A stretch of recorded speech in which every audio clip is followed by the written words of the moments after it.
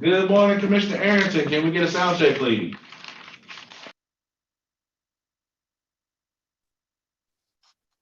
One, two, 1, 2.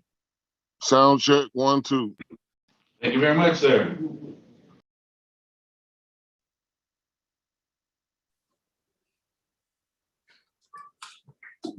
Hey, good morning. Doing a sound check for Commissioner Khadijah. Good morning. Thank you very much. Did your camera work? Yes, sir. We got you. Thank you very much. Thank you, sir.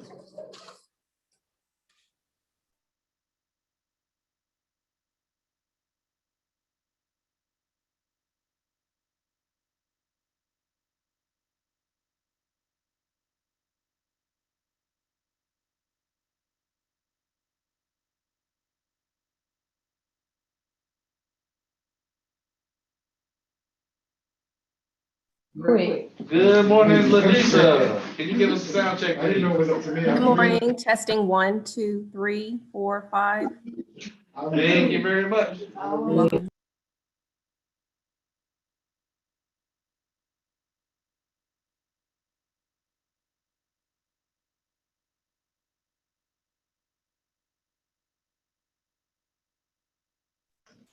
Good morning, Vice Chair Hall. Can you give us a sound check, please?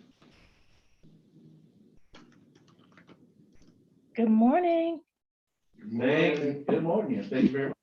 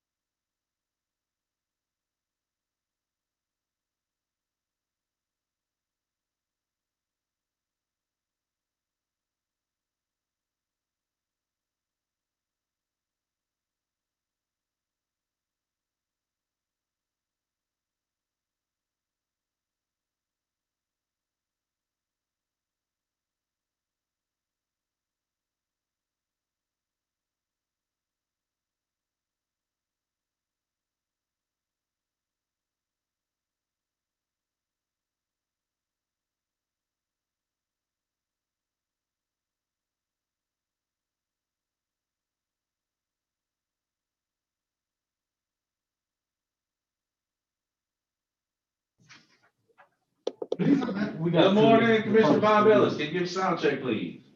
Yes, how is this? Perfect. Thank you very much. Thank you.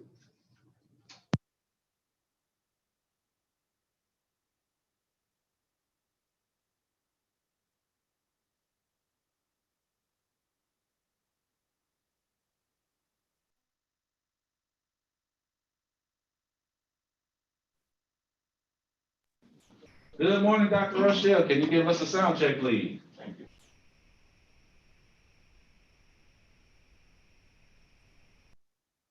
Hey, good morning. Good morning. Thank you very much. You're welcome.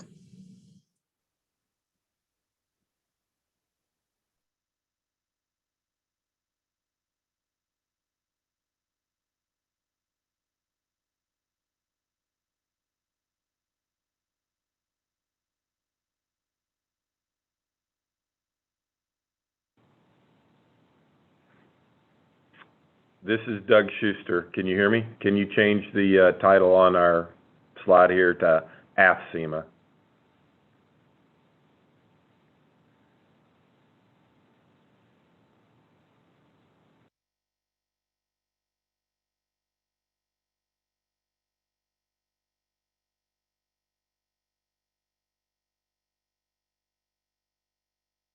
All right. Good morning, Doug. We did hear you. We made that change for you. The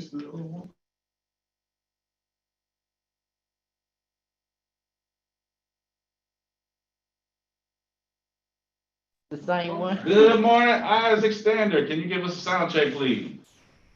Sound check, sir. I am here. I can hear you, and hopefully you can hear me.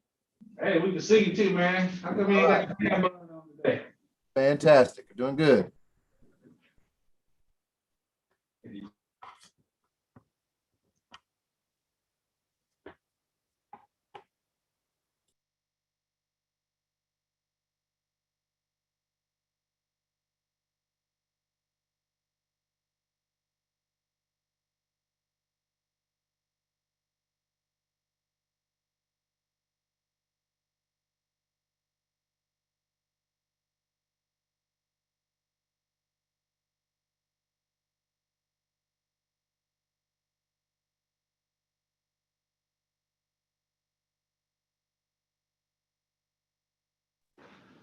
Good morning, Commissioner Hausman. Can you give us a sound check, please?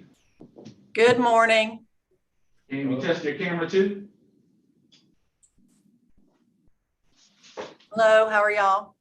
Good Outstanding. All morning. right. Sound great, look great. Thank you very much. Better than last time? Yes. Good. Good. All right, thank you.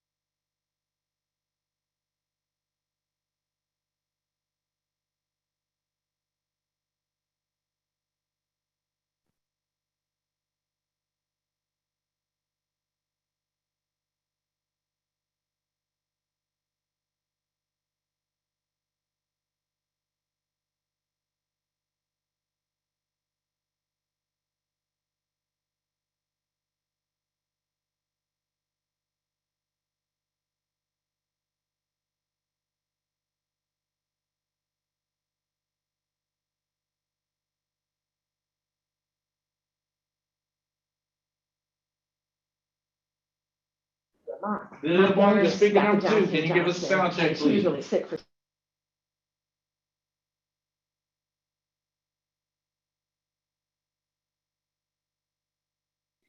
Hi, this is Regina. Thank you very much.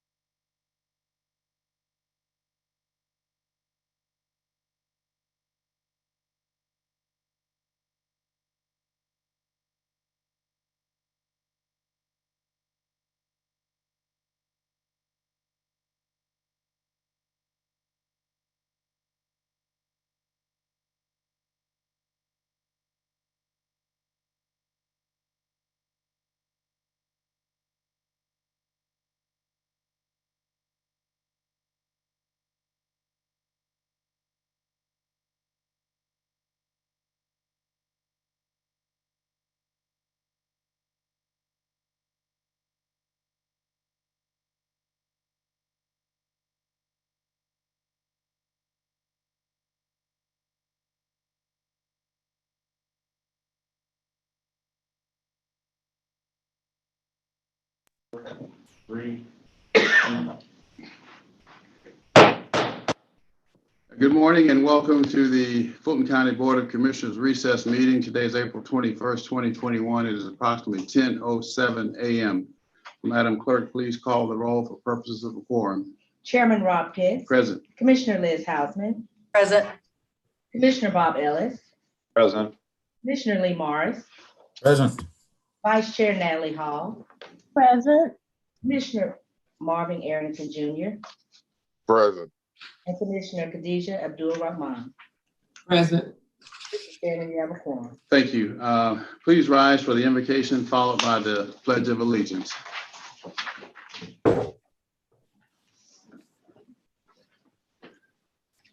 Let us pray.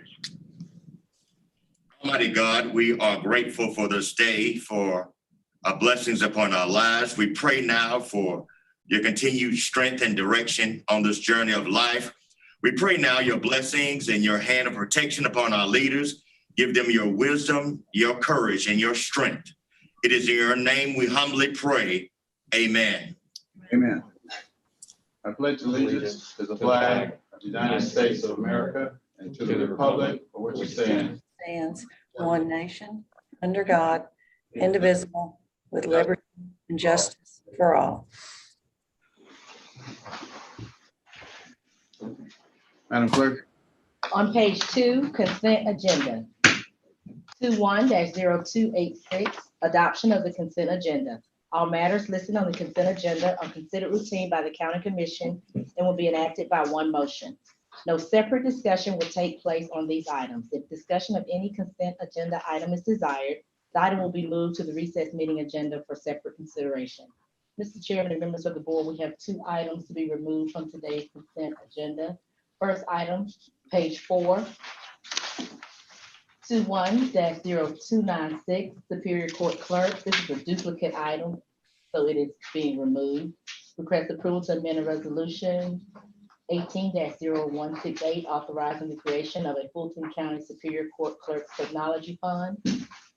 Also on page 4, 21-0297, this item is removed for separate consideration. Solicitor General requests approval to apply and accept a grant from the University of Georgia School of Public and International Affairs. This item is amended to revise the requested action or the funding. The program will be funded through an award from the University of Georgia School of Public and International Affairs.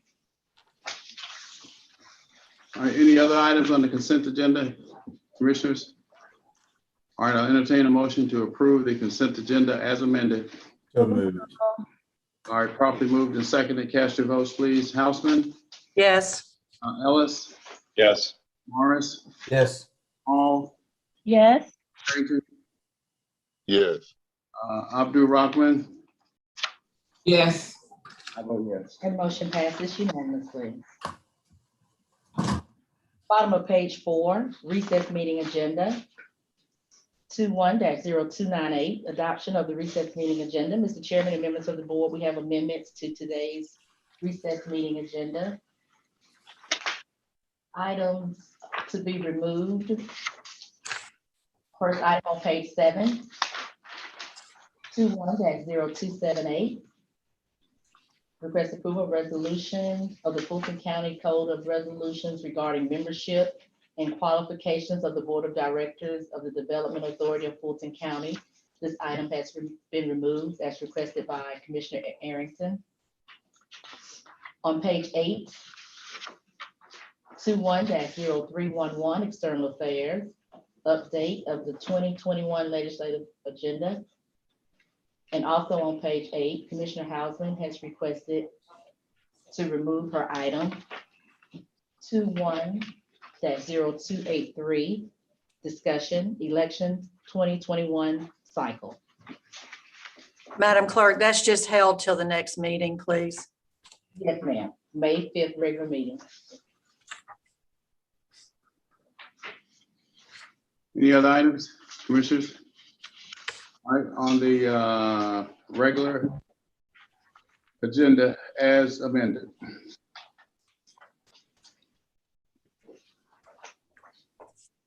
Move approval. Second. Properly moved and seconded. Cast your votes. Commissioner Houseman, Yes. Commissioner Ellis, Yes. Morris, Yes. Hall, Yes. Arrington, yes. Commissioner Abdul Rahman, yes, and I vote yes. And motion passes unanimously. On page 5, 21-0299, ratification of recess meeting minutes, March 17th, regular meeting posted minutes, April 14th, 2021. All right, any additions or corrections to the minutes? If not, I'll entertain a motion to approve. Move approval. All right, I'll second. Let's vote, please. Houseman, Yes. Ellis, Yes. Morris, Yes. Hall, Yes. Arrington, Abdul Rahman, yes, I vote yes. And motion passes 6 yeas, 0 nays. 21-0300, there are no presentations or certificates for presentation today. Public hearings. 21-0301, public comment. Citizens wishing to participate in public comment registered on to join the public comment portion of the Zoom call. Submit public comment in by email by filling out the form located on the county website, www.fultoncountyga.gov. Speakers will be granted up to 2 minutes each. The public will not be allowed to yield or donate time to other speakers. The public comment portion of the meeting will not exceed 30 minutes. All right, Mr. Carver. Yes, sir. We have 14 public comments to read. The first of which is from Susan Lynn Mahalik of Roswell. Good morning, Fulton County Commissioners. My name is Susan Lynn Mahalik. I live and own a small business in Roswell, Georgia. I would first like to thank you for passing the Stop the Voter resolution last week. I would now ask that you pass Commissioner Marvin Arrington's resolution to ensure we, the people, the voting public, do not lose control over who runs our elections department. Nothing less than our democratic way of government is at stake here. We have elected you to these positions. If you give your power away, you would be giving our power away. I can't think of anything more fundamental to our democracy and worthy of protecting than the voice of the people in our elections. Is with the utmost urgency, I ask you to stand up to this attempt to circumvent the will of the voting public. Please pass Commissioner Marvin Arrington's resolution and say no to the Ellis resolution. Public comment by Alice Hackett from Johns Creek. I live in Fulton County, and I want to thank you for passing the Stop Voter Suppression resolution last week. This week, I am asking you to vote yes on Commissioner Marvin Arrington's resolution to ensure we, the voters, do not lose control of who runs our elections. We have elected you, so when you have the final say on who runs the elections, that means the people, we voters, actually have the final say. That's the way fair and equal government under the law is supposed to work. Vote yes on Commissioner Arrington's resolution and no on the Ellis resolution. A yes vote for Arrington will stop voter suppression and not allow others at the state to try to subvert our vote at the ballot box. Public comment from Lori Randall from Roswell. I'm writing to express my strong support for Commissioner Arrington's resolution that helps protect our sacred right to vote. We don't want to let state leaders who may not have our best interest at heart take control of the county elections department. The elected commission answers to voters and is in a better place to be trusted to have the final say in who runs the elections department in Fulton County. Another public comment is from Heather Weiler of Alpharetta. Good morning, commissioners. I'm Heather Weiler. I live in Fulton County. Thank you for passing the Stop Voter Suppression resolution last week. Thank you for protecting my rights. Today, you must pass Commissioner Arrington's resolution to ensure that the voting public does not lose control over who runs elections departments. Vote yes for democracy, fairness, and equality. Vote yes because we the people matter. Thank you. Joseph Keller from Roswell. Thank you for hearing my comments today. My name is Joe Keller. I am a resident of Roswell, Georgia, Commission District 1. I have lived here for nearly 7 years. I submit my comments in support of Commissioner Arrington's resolution to maintain the commission's control of running our elections. Fulton County commissioners are elected by the people of our county, and as such, they are beholden to the people to execute their job faithfully and utilize county taxpayers' money in good faith. In point of fact, Taxpayer funds are the responsibility of the commission, and it is right that the commission should have control over who gets to spend that money because they carry the burden of responsibility. It is not in the best interest of democracy to allow the state to strip our county commission of its election power and then select their own designee to run our county's elections because that designee is neither elected by the people of Fulton County nor held accountable for how they spend a county taxpayer money. Just as the Stop Voter Suppression resolution last week, which I was encouraged to see so many of you support, I urge you to vote yes on Commissioner Arrington's resolution. Public comment by Carrie Smith of Johns Creek. Good morning, Commissioners. My name is Carrie Smith and I live in Johns Creek, Georgia. While I wish I could have spoken directly to you, I'm unable to do so because of my work schedule. I first want to thank you for passing the Stop Voter Suppression resolution last week. However, it's just a step in stopping those who want to suppress voters. There is much more to do, which is why I'm writing. You must also pass Commissioner Marvin Arrington's resolution to ensure that we as the voting public don't lose control over who runs our elections department. We have elected you to your positions, which means you represent us, the voting public. In essence, this means we, the people, have the final on who runs the elections department. This is how a fair and equal government should operate, for the people, by the people, and of the people. I urge you to vote yes on Commissioner Arrington's resolution and no on the Ellis resolution. It's the moral and right thing to do. It is what we elected you to do. Alice Hackett from Johns Creek. I live in Fulton County, and I want to thank you for passing the Stop Voter Suppression resolution last week. This week, I'm asking you to vote yes on Commissioner Marvin Arrington's resolution to ensure we, the voters, do not lose control of who runs our elections.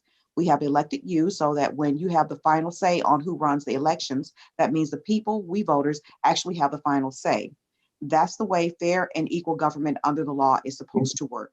Vote yes on Commissioner Arrington's resolution and no on Ellis's resolution. A yes vote for Arrington will stop voter suppression and not allow others at the state to try to subvert our vote at the ballot box.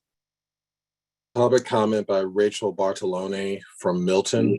Good morning, Commissioners. I support Commissioner Arrington's resolution to keep the commission in charge of who runs elections. Elected officials should be allowed, encouraged, and enabled to fulfill the functions of their elected office. I want to stop voter suppression and any subversive actions to current policy. By supporting Commissioner Arrington's resolution today, you will help us keep Fulton County elections fair and trustworthy. George Reese, I ask that you vote yes for the Ellis resolution and no for the Arrington resolution. Every person can still vote and exercise their right if they choose to. No person has been suppressed, at most inconvenienced by their attitude towards voting procedures. Keep voting procedures transparent by videoing who drops off ballots and how they will be turned in.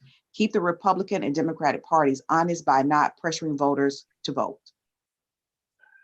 Public comment, Helen Vance of South Fulton. My name is Helen Vance. I'm a resident of Fulton County, City of South Fulton, District 6, Old National East Subdivision. Today, you must also pass Commissioner Marvin Arrington's resolution. We elected you to represent our voices on all matters Fulton County. By supporting Commissioner Arrington's resolution today, you will help us keep Fulton County elections fair and trustworthy. Public comment, Melissa Mulvaney from Roswell. Good morning. I am a 6-year resident of Roswell in Fulton County. Thank you for passing the Stop Voter Suppression resolution last week. That was absolutely the right thing to do to ensure fair and equal government under the law. I submit my comment to you today in support of Commissioner Marvin Arrington's resolution to keep the commission in charge of who runs our elections. It is vital to the health of our democracy that the commission has the final say on who runs our elections department, because the 7 elected commissioners must answer to the public. The elections board does not. Additionally, since the commission is responsible for all funds that are appropriated and used by the elections department, funds that are provided at the taxpayer's expense, it is only right that the elected commissioners should have the last say in who gets to spend that money. To allow the state to strip our county commission of its election power and so allow the state to select their own person to run our county's elections, including certifying or not certifying elections results, is a blatant overreach of state control and undermines the will and voice of the people of Fulton County. This cannot stand. I urge you to vote yes on Commissioner Arrington's resolution and no on Ellis's resolution. LaRoyce Morgan from Atlanta. Good morning, Commissioners. I'm Dr. LaRoyce Morgan, a resident of Fulton County. I support Commissioner Arrington's resolution to keep the commission in charge of who runs our elections. It's important that we stop voter suppression and not allow others at the state to diminish our will at the ballot box. By supporting Commissioner Arrington's resolution today, you will help us keep Fulton County elections fair and trustworthy.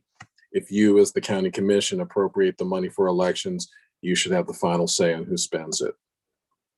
Public comment, Donna Lawson. God morning, elected, selected, and rejected engaged community of Fulton County, Georgia. The attention of every commissioner is asked on very important topic of library management. We are expecting branch reopenings soon. However, patron behavior is a specific factor for the safety of everyone involved and for many security reasons. Why do you display such disconnect and make people feel as if the court system has to be involved when your guidelines are prepared and at your disposal for resolving problems? The desire is to have all commissioners be effective stewards, not manipulators or honest intentions for self-absorbed goals. It is the public's understanding that each official has a library board of trustees representative for their district to aid in management for our open door branches that everyone should be able to access for purpose services. As a current example of extreme mismanagement, it is my understanding that I have been chosen and unknown to my acceptance and or agreement to expose unfortunate crucial library management problems. The library organizational chart is dated 2015 and distributed through A. Roach, an assigned and salary executive county leader. Some of the concerns or ills your selected trustees are alleged, unaware of, or responsive to means the out of touch nuisance is in effect. How often are you updated on library concerns? Please schedule yourself a reading time of the library minutes. The full co-transparency model is challenged. Along with the unprofessional choice made by library leadership to choose me as an unsuspecting patron comes an action of expulsion that includes a deprivation of access to public services by a letter of recommendation. What is the meaning behind a letter of recommendation, and where can I get a copy of one drafted in my name? The open records request could not supply such a document. Recall, I was accused and punitively treated by an internal system matter and never given an opportunity to defend myself, which also impacted my privileges to cast a ballot during the 2020 elections. Sidebar, sorry, Joe and Kamala, maybe next time. Furthermore, it is my understanding through full co-communication that particular processes, methodologies, and records have not been created, found, and or violated, which I find to be disgraceful and illogical according to the expectations of the county management's proposed multi-layered diagram of citizen support, Richard Dick Anderson's purpose scheme. Commissioner Marvin Arrington has the potential to influence new and revised standards on an update. Yes, sir. 15 seconds. All right. Your feedback is needed. Thank you for your coordinated efforts of service to empowering more intelligent and capable voting audience. The last of the public comments from Edith Ladipo.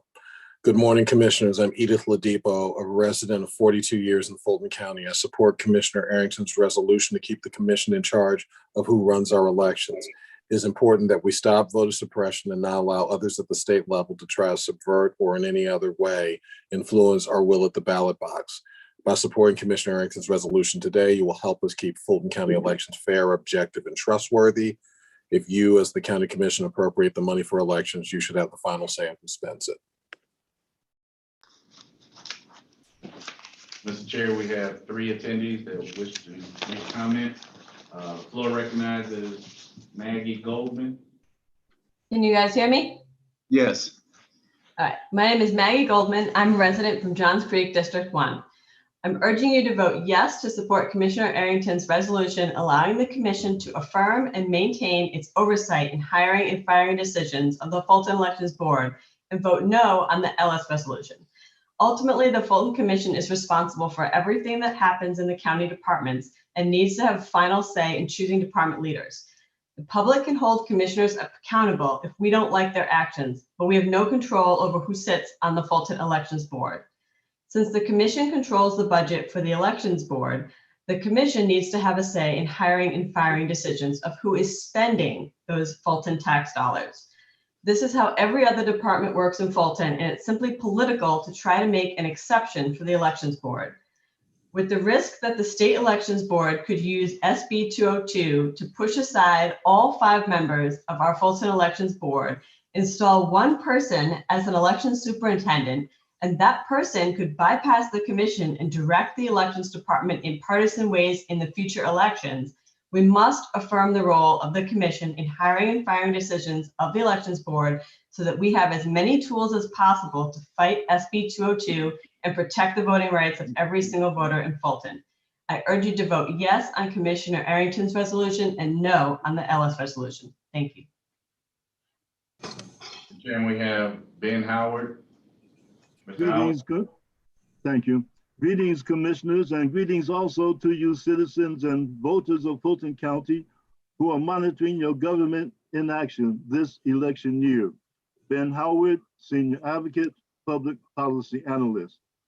Among the million-plus citizens of Fulton County are some, maybe not a majority, who cringe when they hear professional people profanely say something like, quote, "so moved," unquote, instead of cogently verbalizing emotion, or who say something like, quote, "old business," unquote, instead of saying unfinished business, as Robert's Rules of Order dictates. On another note, if an elected official wants to single out and compliment a citizen who came to the public podium and said something the elected official likes, instead of slighting others who might have made non-complimentary remarks, an elected official might astutely say, "Thanks to all who have spoken, and special thanks to John Jones and Sally Smith." Lastly, if someone could help the Commission on Elder Affairs abide by the Georgia Open Meetings Act in terms of meeting notifications and publishing of summary minutes, number one, concerned senior citizens just might want to tune into their meetings, and number two, that board just might muster a quorum before the end of the year. May you continue to have a blessed day. Mr. Chairman, our last speaker is Sheila Hamilton. Hello. Yes, Ms. Hamilton, we can hear you. Greetings, commissioners. It is my honor to be allowed to speak this morning to ask that you vote yes on Commissioner Arrington's resolution to keep the commission as the overseer of the Fulton County Board of Elections. It is the fair and right thing to do. You are our voice of reason, and we ask that you again vote yes to Commissioner Arrington's resolution. The state should not oversee our elections because, as it was stated before me, we cannot hold the state accountable when they oversee the elections. We can, however, hold you as our commissioners accountable. Again, I'm a 47-year resident of South Fulton, District 6, and I appeal to you to vote yes to Commissioner Arrington's resolution and no to Commissioner Ellis' resolution. Thank you for all you do for the citizens of Fulton County. Mr. Chairman, that ends all public comments.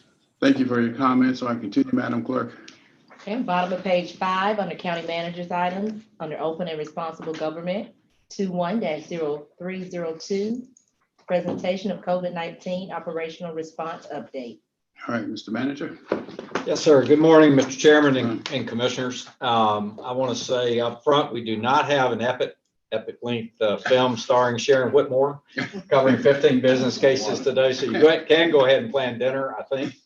But what we do want to do is give you a quick update on progress with vaccine administration, specifically the new innovation at Mercedes-Benz Stadium for walk-up service, which has had some tremendous results in the last week since starting that. I want to say, despite the agency article this past week, having this FEMA Type 1 center has been a godsend for Fulton County. It's crossed the 200,000 vaccine administered threshold this week, and you'll hear more about that, as well as a single day high point with close to 2,000 people using it for walk-up as an option.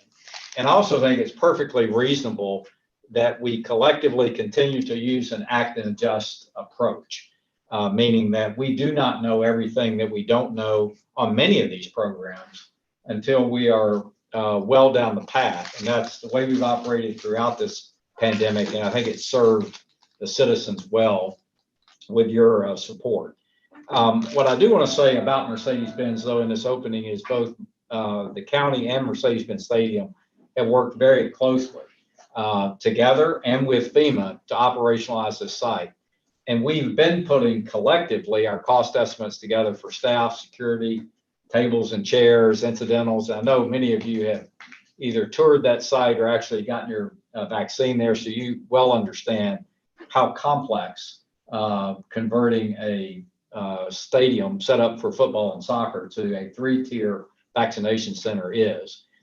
The current estimates, but again, between both of us are approximately 11 million, which is what we showed you in the last meeting. About half of those estimated costs are direct costs, incremental costs that Mercedes-Benz Stadium would incur, and about half are incremental costs that the county and the Board of Health will incur.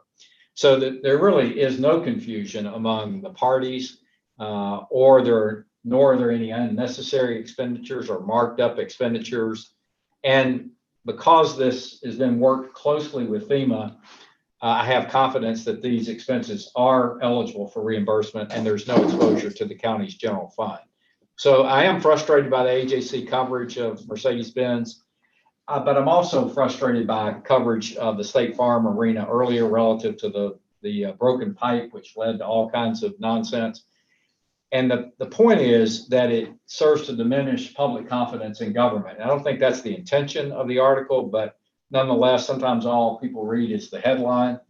But it also discourages the use of these unique venues going forward. Not that we've gotten any indication from either provider, but I can tell you from being in the private sector and being in Atlanta, that had Bell South got that kind of coverage when trying to do something to be helpful to government and to the community at large, that would not be favorably seen going forward for the next time that comes up. So I think that's unfortunate.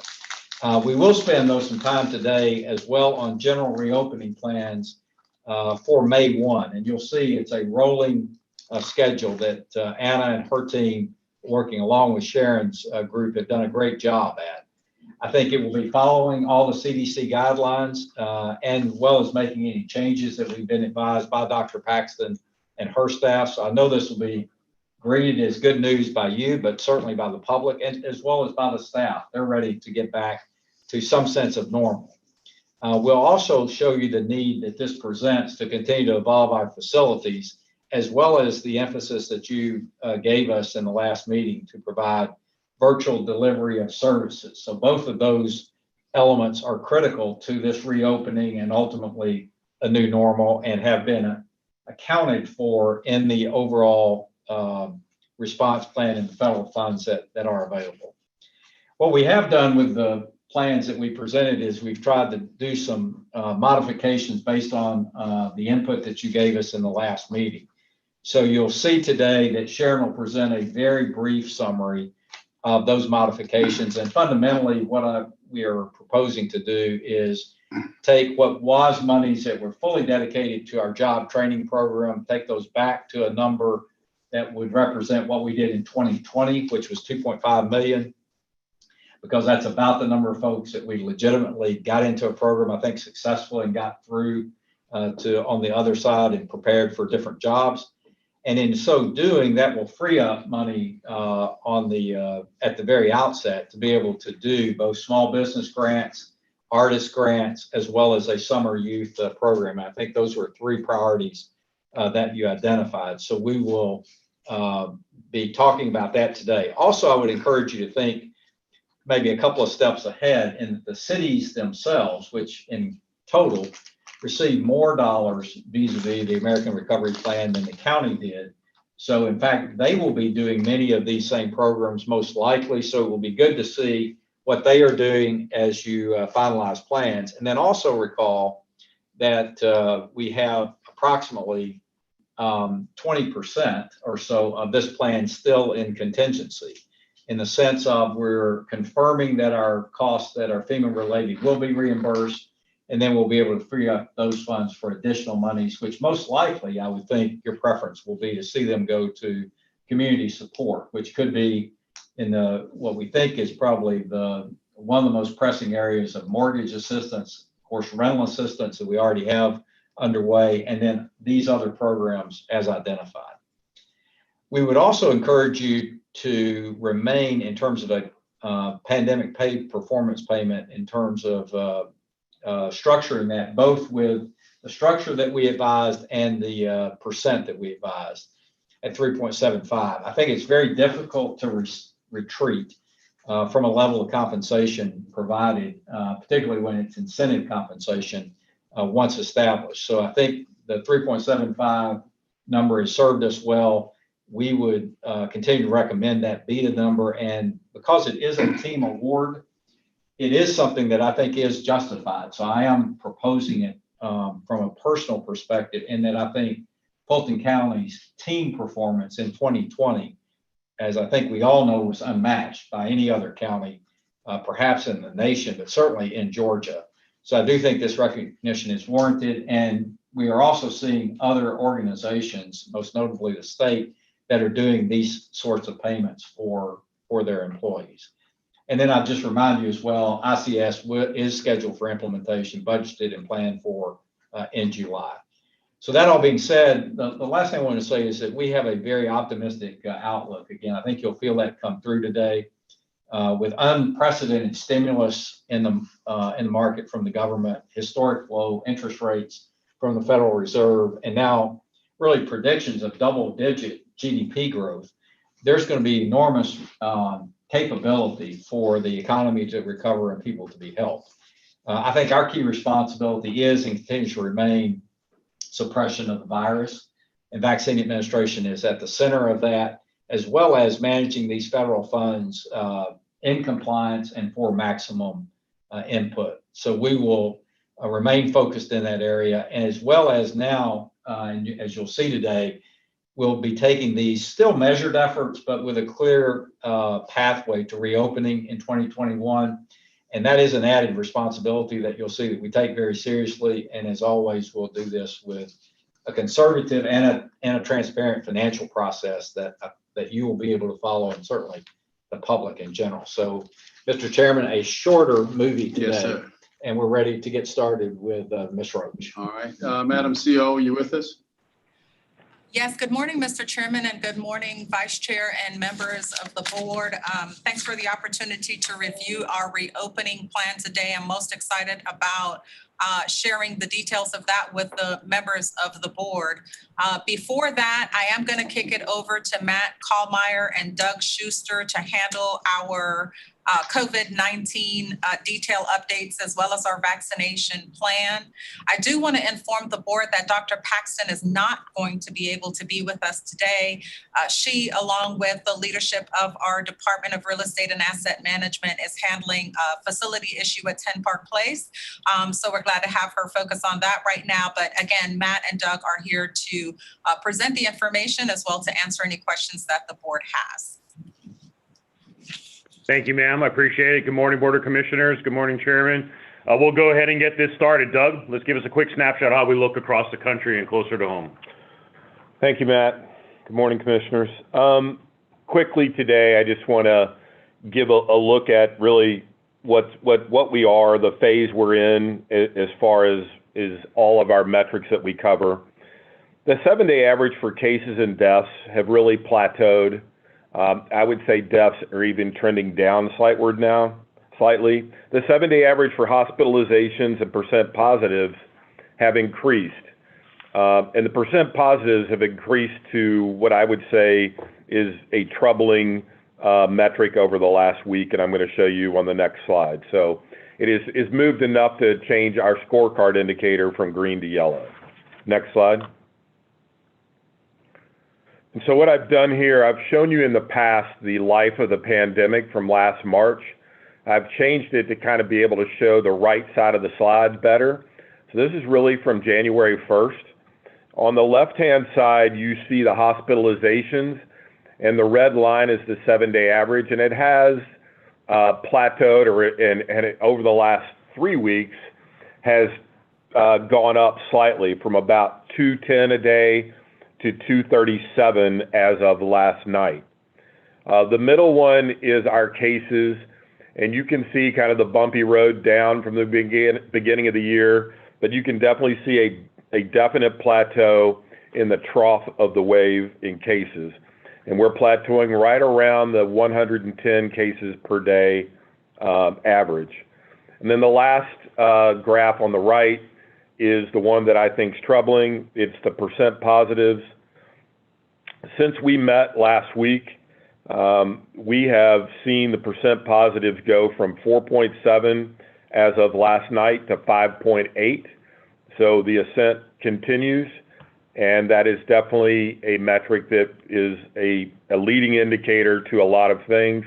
And so we are keeping a track on that, and our hospitalizations are going up slightly too. Next slide.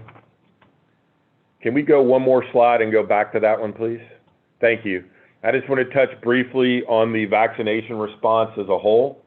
As you can see, we have done as of last night, 355,646 total vaccine under the Fulton County Board of Health AFCEMA response. CORE, our mobile units, which we are now up to 6 mobile units in the county, are at 9,438, and we'll cross the 10,000 boundary today. And as you can see, the board of Mercedes-Benz crossed the 200,000 boundary, but also are at, as of last night, 208,768. My apologies. I'm going to turn it over to Matt now if you want to go back one slide. Thank you so much. So one of the things we want to make sure we highlight is the first bullet point. Yesterday, we hit a milestone within our jurisdiction. Between the Board of Health and Emergency Management team, we were able to vaccinate over 350,000 individuals. That's a great milestone. So the 350,000 vaccines have been administered by our program. 4700 North Point, one of our locations, set a record at 1,815 individuals vaccinated in one day, as well as our site at the Georgia National Convention Center with vaccinating 1,969 individuals in one day. There's still ample appointments for second doses as well as first doses at all of our 3 fixed sites as well as our mobile units. We currently have 6 mobile units out in the community, and there are 22 different and unique locations that we'll have out there. So please take a look for those places that we could go ahead, call from the VRAS site through that state system to be able to find an appointment, call the call center to go ahead and find out where we have our different locations. And please go ahead and get registered to get vaccinated within our footprint. We'll switch to slide 7, please. Thank you so much.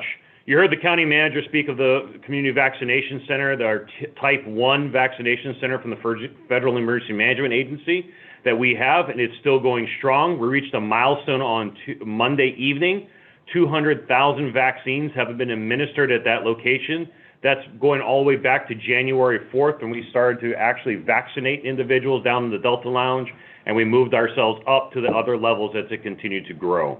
We have opened up a process for walk-ups at Gate 1. There are plenty of opportunities. We've had our multiple individuals that have taken advantage of this. There is over 9,358. We had additional individuals from yesterday to bump up that 7,500 number that you see on the 4th bullet point there. So within 1 week, or actually within 8 days, we had an additional day yesterday, we were able to go ahead and bring in about 9,300 individuals through that process, no appointment necessary. I've had the opportunity to walk through the line, talk to people, and it's just great to go ahead and hear spontaneous consumers, individuals that just are intimidated by the internet, did not want to go ahead and do it that route, didn't want to take the time to actually call in in case they had to get put on hold. It was just easier, it was convenient for them to be able to walk up. And the one thing about this site is removing barriers. So we can't wait to go ahead and continue this operation. It has proved to be a success. It has taken a lot of additional manpower to make that possible. We've flexed some of our resources. We're also bringing some more resources on board to make sure that citizens don't wait an extended period of time at all. We want them to be able to go ahead and flow freely through that point back into the facility to go ahead and get vaccinated.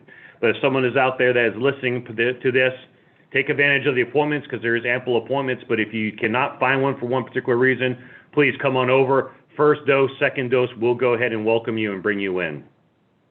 The other milestone that we had is the second day, over 10,000 individuals that are vaccinated in one day. We're the only FEMA Type 1 site in the country that has been able to reach this milestone twice. The second highest vaccination center across the country that has gotten to that a similar milestone for themselves was 7,800. So we're very proud of the work that everyone has done to that point. I will go ahead and actually pass it back to our Chief Operating Officer at this point to be able to go ahead and see if there's any questions that we can answer for the group. Ready for questions, Mr. Chairman.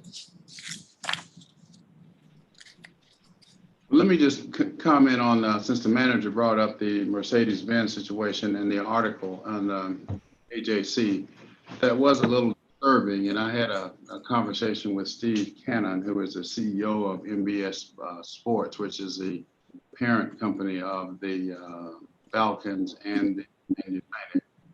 They were concerned about some of the language. They did not speak to me, and I don't believe they spoke to the manager directly either. They probably picked up comments from the board meeting. But I personally have been very pleased with the work that has gone on at Mercedes-Benz. I know for a fact that the public is very, very pleased with how things have gone at Mercedes-Benz. And with respect to that 11 million, which is the number that's hanging out there, when talking with Mr. Cannon, there's a clear, I think, line in the sand where we were working at no cost to no expense, rather, no cost to the Mercedes-Benz. But when the site was declared a super site by the federal government, FEMA, that's where I believe these charges came in. I think we're going to be able to work through that and come up with something that's going to be acceptable and fair to all parties. But it's very clear that early on, because these partnerships are very important, beginning with State Farm Arena and the Atlanta Hawks, transitioning from elections to testing, vaccinations, going from that to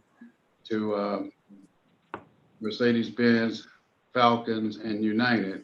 These partnerships are very important to us and really put us on the map, not only within the state of Georgia, but nationally and even internationally, where others, sports teams, all professional sports teams, and even some college teams began to look and monitor look at what we were doing here, trying to duplicate what we're doing here. But we're the granddaddy of this. And I think it's something that we should all be proud of. So you'll be hearing a little bit more about us as we move forward to clarify this issue of the $11 million. Commissioner Abdul-Rahman, please. Thank you, Chair. I apologize. I am not aware of the article that was placed in the AJC. What is the criticism in a nutshell, so I can get an idea of what it is that we are supposedly being challenged with not doing, or the perception? If I could get you or either the county manager to speak to that, so I can have a clear understanding. So now I have my staff send you a copy of the article. Mr. Manager, you want to speak to it? Yes, ma'am. Commissioner, it was essentially in the headline, if I can recall it verbatim, it said confusion over $11 million in cost in order to put shots in arms, something to that effect. And I think the implication of that was that there was confusion among the partners, meaning the county and Mercedes-Benz Stadium, and as well as FEMA. And that just fundamentally is not accurate. In other words, we were very clear as we continued to develop this, and what the chairman said was the part I think that was fundamentally left out of the article, and that was, as we began our operations there, all of us, Mercedes-Benz as well as the county, were pretty much handling these costs without a lot of oversight. That's not the right word, but without a lot of concern, because they were small and insignificant. When FEMA, which was, again, as I said up front, got involved, and which is a godsend for us, and made this a type 1 center, of which there are only 10 in the United States. And it's performed at a level that far exceeds any of the other type 1 centers in the United States. In fact, I think we've had 3 generals now visit that site, including a 4-star general, because of its reputation. Then the costs do become material to all parties. The key also that I think was not really appropriately postured in the article was it talked about there would be $55 million in FEMA reimbursement, of which it was surprised that $11 million would have to be allocated out of that for operations at Mercedes-Benz. The appropriate characterization of that would have been the $11 million, along with other vaccination-related expenditures, like when we talked about the $20 million for mobile vaccines, are now all reimbursable by FEMA. So that $11 million added with other costs that the county has identified to enable a robust vaccination program adds up to $55 million. So it's not a surprise at all that the $11 million is included in the 55. So I think it was just a simplification of something that's a very complex process, as our board saw in the last meeting, where what we're attempting to do is bring to bear all of these funding sources for the benefit of our citizens. And it's not again, what I would have termed it, if I could have written it, would be it's an evolving understanding of how these costs come together and what they support. And if you're going to do something at scale, bigger than anyone else is doing, these are the requirements, rather than some sense of confusion. But that hopefully gives you a good sense of the article. Well, let me go on record, County Manager, as saying, from a performance perspective, I think that Fulton County has done an outstanding job with the vaccinations at the Mercedes-Benz. In comparison to other comparatively the same size, we have met the mark or exceeded it. As far as my understanding, I think there may be some misinterpretation on the funding maybe, or the allocations, I'm not sure, but I think that's what I'm getting from you. My only concern here is still the Black and brown community and what we need to do better on that. But overall, with the Mercedes-Benz, I think that you all have done an outstanding job. And my knowledge with other governments that had the same size, I know for a fact that we either met or exceeded. And so I just wanted to go on record from a performance perspective. I think that you all have done an outstanding job. Thank you. Thank you, ma'am. Thank you, Commissioner. Anyone else? All right, Madam CEO. Thank you, Mr. Chairman. Next slide. So as we indicated before, commissioners, we're going to spend a little time this morning talking to you about our reopening plan, which we have set for May 1, 2021. And we're really excited about returning to some sense of normalcy, given the progress that we've made with vaccinations and the overall progress that we are seeing. Of course, we will continue to be cautious and follow the CDC and Board of Health guidelines around reopening, but certainly we're excited about being able to bring our services back in person at some level to our constituents. I've organized this presentation in four areas. Primarily, we will cover the county's readiness to proceed with reopening as a primary factor. And after covering our readiness, I'd like to talk with the board and the public a little bit about what our new normal looks like in terms of new CDC guidelines and continued precautions that we will keep in place. Finally, I will go through our next phase of reopening, which provides information on detailed plans for the 11 departments that are sort of coming back to the office to provide services at some level. And then I'll wrap up the presentation with next steps. So back to the first category of readiness, I'm going to cover for you where we are in terms of our reopening criteria or technology investments that we've made to ensure that we are prepared to support a remote workforce, as well as the activities that we've engaged in over the last several weeks to develop our return to office action plans. Next slide. Commissioners, this is our gating criteria slide. Doug Schuster got me yesterday because prior to, just a few days ago, all of these indicators were green. And so he went back into our slides and gave us a reality check in terms of the trajectory of the number of positive cases over a 14-day period, which is how we have articulated our standard for return to work, and has downgraded that criteria or that indicator to yellow. We are still going to proceed with our plans for reopening on May 1.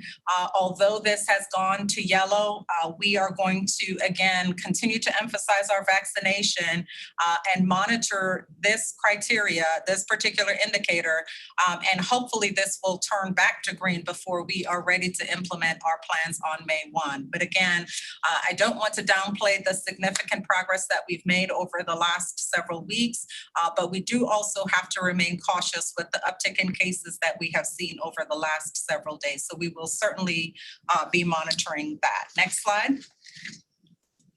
Technology. Many of you have kept us on our toes as it relates to ensuring that we are prepared from a technology standpoint. Our CIO has been vigilant and has adjusted remarkably over the last 14 or so months to what we have come to know as the challenges of this pandemic. And the other thing I'd like to highlight is the board's commitment to ensuring that we are competitive as it relates to technology investments, because at every turn of the corner, we have had approval after approval from the board to continue to invest in improving our infrastructure and making the investments necessary to ensure that we are prepared for a remote workforce, which helped us to handle and respond to this pandemic. On this slide, I provided a sort of a before and after Polaroid of where we are with the investments that have been provided. Prior to COVID-19, you will recall the CIO presenting a roadmap of several investments recommended to bring our technology infrastructure into the 21st century, and the board awarded $9.7 million towards that. In 2020, when the COVID-19 pandemic derailed us from our normal roadmap course, the board awarded $8.7 million in CARES funding to somewhat fast track some of the work that we were planning for a remote enabled workforce. And then in 2021, as the CFO outlined in her presentation last week, we are planning for an additional $10 million to round out investments to ensure that we are fully equipped for that hybrid environment. And some of the things that you've been able to see explicitly or experience explicitly are captured here. You know, previously we had approximately 1 gigabyte of bandwidth. We're now up to 7. We had PCs, laptops, and other devices that were way below replacement standard and had aged out of functionality. Over the last 12, 14 months, the CIO and his team have deployed over 4,000 new PCs, laptops, and devices to to our workforce, which is a remarkable achievement. We had 0 digital courtrooms before last year, 0. We had installed some digital recording devices in 1 or 2 of them, but to say that we had digital courtrooms would have been a remarkable overstatement. Now we have been featured in IT magazines as well as in the media as for our achievements of standing up 58 digital courtrooms, which have allowed us to carry on some of the functions of our court for the past 14 months, including first appearances happening completely virtually, even with inmates that are incarcerated. We didn't have an enterprise Zoom account previous to this pandemic. Now we have over 700 accounts, and I can't even count the number of Zoom meetings that this organization engages in on a daily basis. I, for one, probably account for about 1,000 a day. In addition to those that are reflected on the screen, commissioners, we have network switches that have been upgraded from 1 gig to 10 gig. We have replaced over 1,000 wireless access points, and we have upgraded our fiber capacity from 1 gigabyte to 40 gigabyte. The list goes on, but I did want to provide a snapshot that we are working fairly arduously to ensure that we have a robust IT infrastructure, as well as the ability to support a remote workforce, which is what we are moving to some degree. And you'll see that reflected in the plans that we will present today. Next slide. Not intending for you to read everything that's on this slide, commissioners, but what I do want to highlight is the process that we entered into. This isn't the first time. We've done it several times now in reversing course in terms of reopening, but we do have a process that we undertake in order to prepare for reopening. We have what's called a department certification form that is deployed to department directors as a matter of first course. They enter the information into this form, and on the right-hand side of the slide, you can see what kind of information is captured and what we document as a part of our reopening process. We were looking for the department, the locations and addresses of where they operate, the reopening date that they're scheduling reopening for, the employees that are within that department in that location, and what their status will be, whether they will be remote, hybrid, or unavailable, or in the field or in person. We have a summary of services and modifications. We document all of the facility needs, PPE allocation. We're also attempted to capture testing and vaccination information for each employee. As you know, given the medical nature of that information, we're very careful about and emphasizing that this is voluntary for them to provide, and we do not capture information that could compromise any of the privacy requirements associated with that information. We also capture the security and technology needs of the director or the department within this form, and then we have an area of the form where we certify the department for reopening.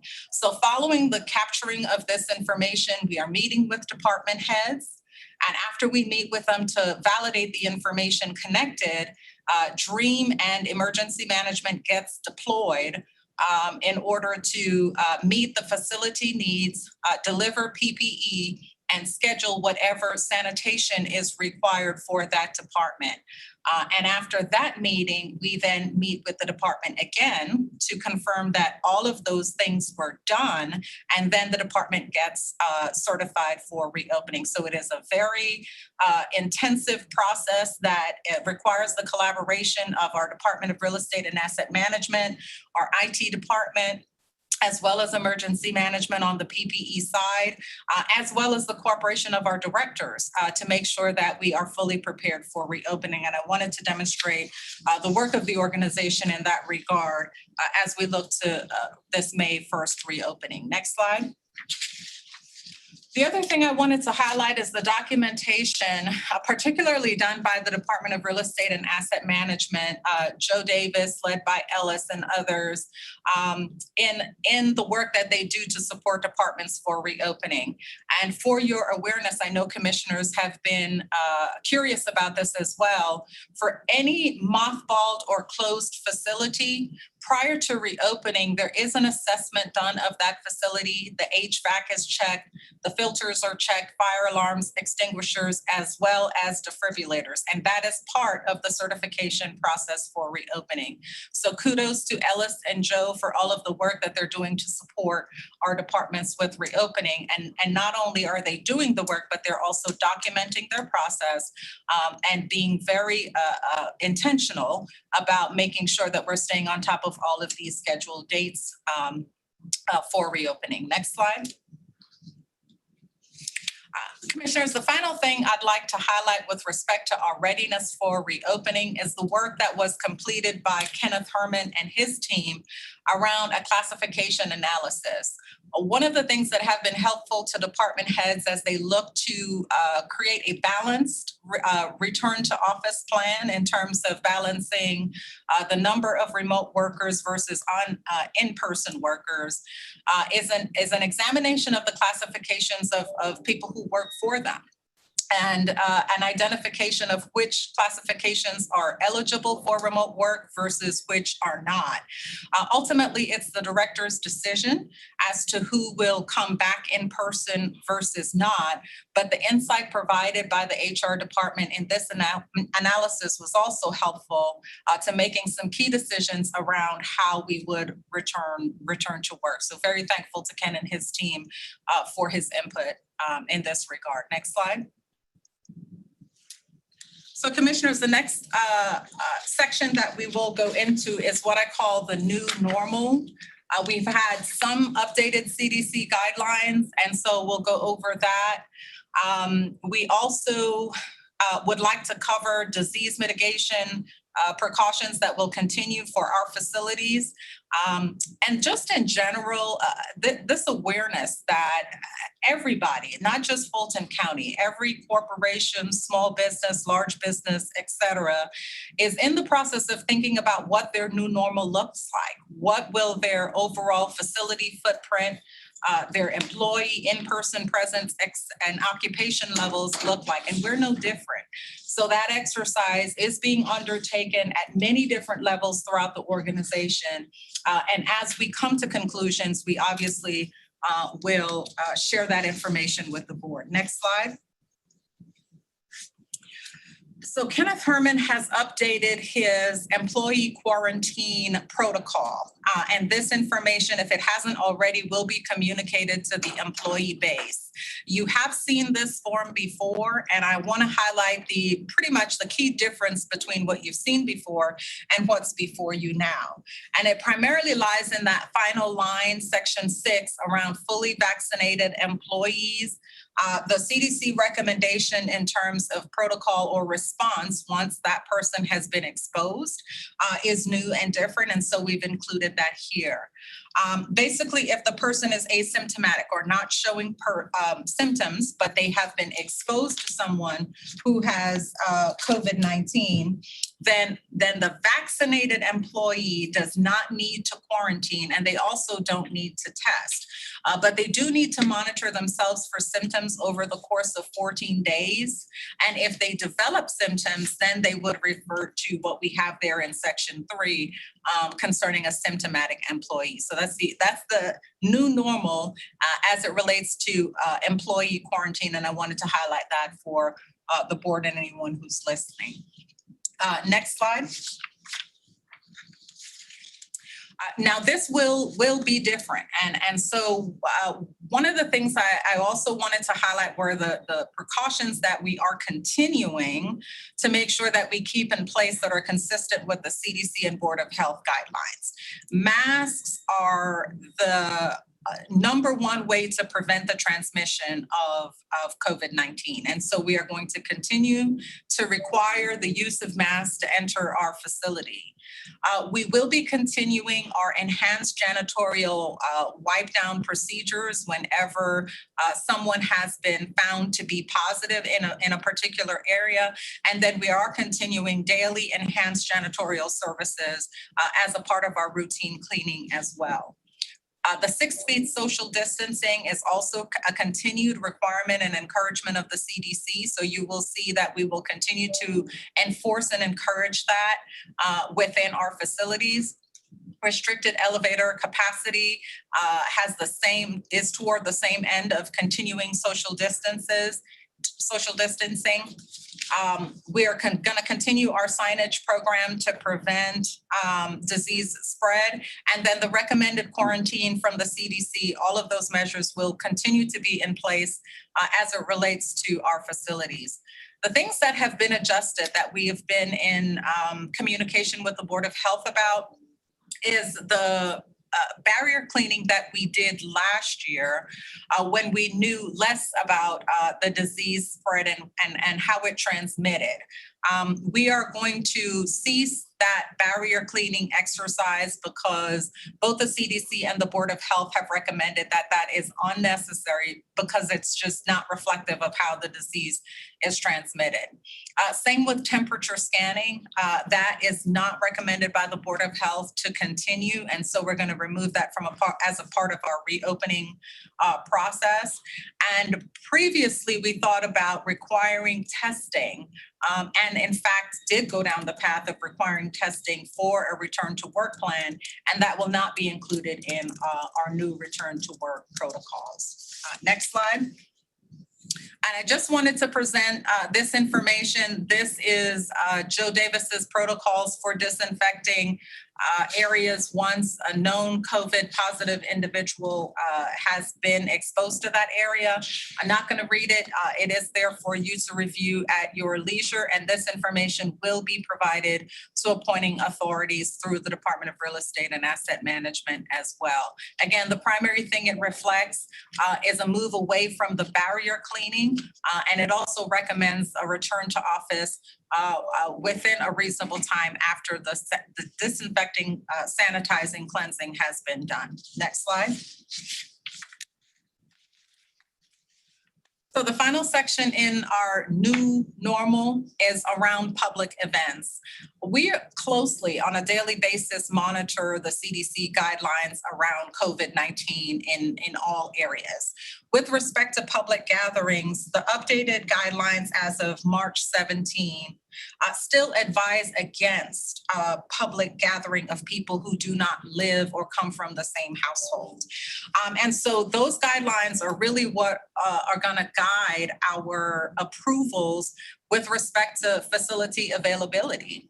And so if you see the first bullet there says that on May 1, certain facilities will be available to be reserved. I know commissioners are very active within the community and are looking forward to the use of our facilities to help facilitate that. And so we are ready to begin exploring ways that we can make that happen. But again, we will be guided by the CDC guidelines around gatherings. And to the extent that we can achieve 6 feet social distancing within the plans for the facility utilization, we'll be happy to approve that. But we are going to be exploring those applications, the advanced request of those facilities or use of those facilities will be required so that we can evaluate things like that. And those requests will be subject to approval to the extent that we can ensure that the social distancing can be achieved.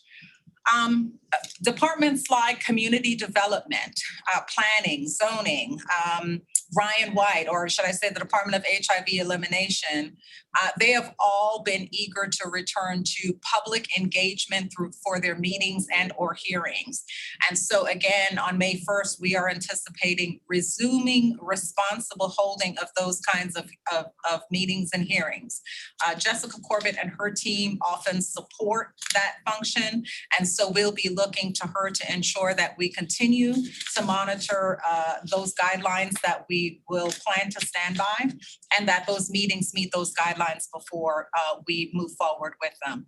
We're also going to ask departments to prioritize remote or virtual options and keep that as an option, even if they move to a public meeting or a forum. Next slide. Okay, so the return to office plans for each of the departments that are coming back online is what we'll focus on reviewing today. What you will see in these plans, commissioners, is a very clear move away from this swinging of the doors open. Directors are not bringing every single employee back into the office, and to the extent that service can be delivered or the work and the business of the county can be achieved in a remote environment, and the employees are equipped to provide that service in a remote environment, then we will see some level of continuation around that. And again, that is not just a Fulton County policy. It's really where the nation and the world is going, given what has happened with this pandemic. So, and then the biggest part of this that I'm sure you all will be interested in are some details around the return to public meetings in Assembly Hall. Next slide. This timeline is simply a flyover of what our initial thoughts and plans are around reopening. As you can see, the first item there is where we are currently, and it's that our essential services continue. Our courts, clerks, public safety, public health, primarily departments have always continued and do continue to provide those services on an in-person basis mostly. The only thing I'd like to mention is that not a lot has changed since the last time we updated you on court services. There are limited jury trials that are going to begin in the month of May.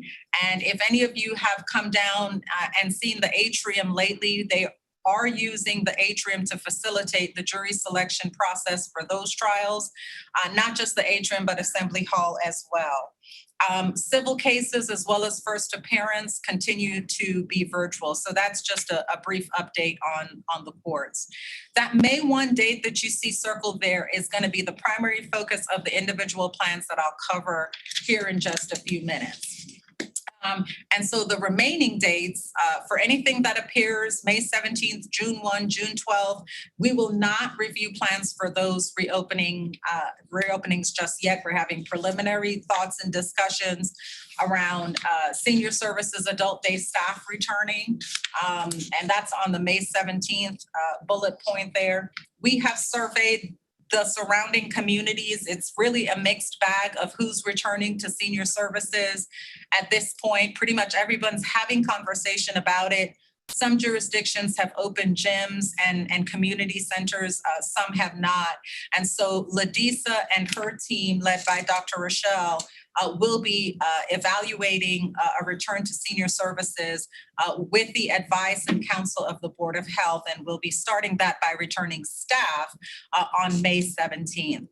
Same with behavioral health IDD. Their staff will come back. And again, we have somewhat of a mixed level of enthusiasm with caretakers about whether or not they plan to re-engage with the IDD services that we provide. And it's time for us to bring the staff back on site to start doing some thinking and planning around that. And so June 1st, you will see that we will plan to extend our phased library reopening to all days just in time to kick off summer reading programming, which Gail is completely thrilled about starting, and perhaps some outdoor programming, which has been suspended all these months. So looking forward to our June 1st kickoff of some additional services as well.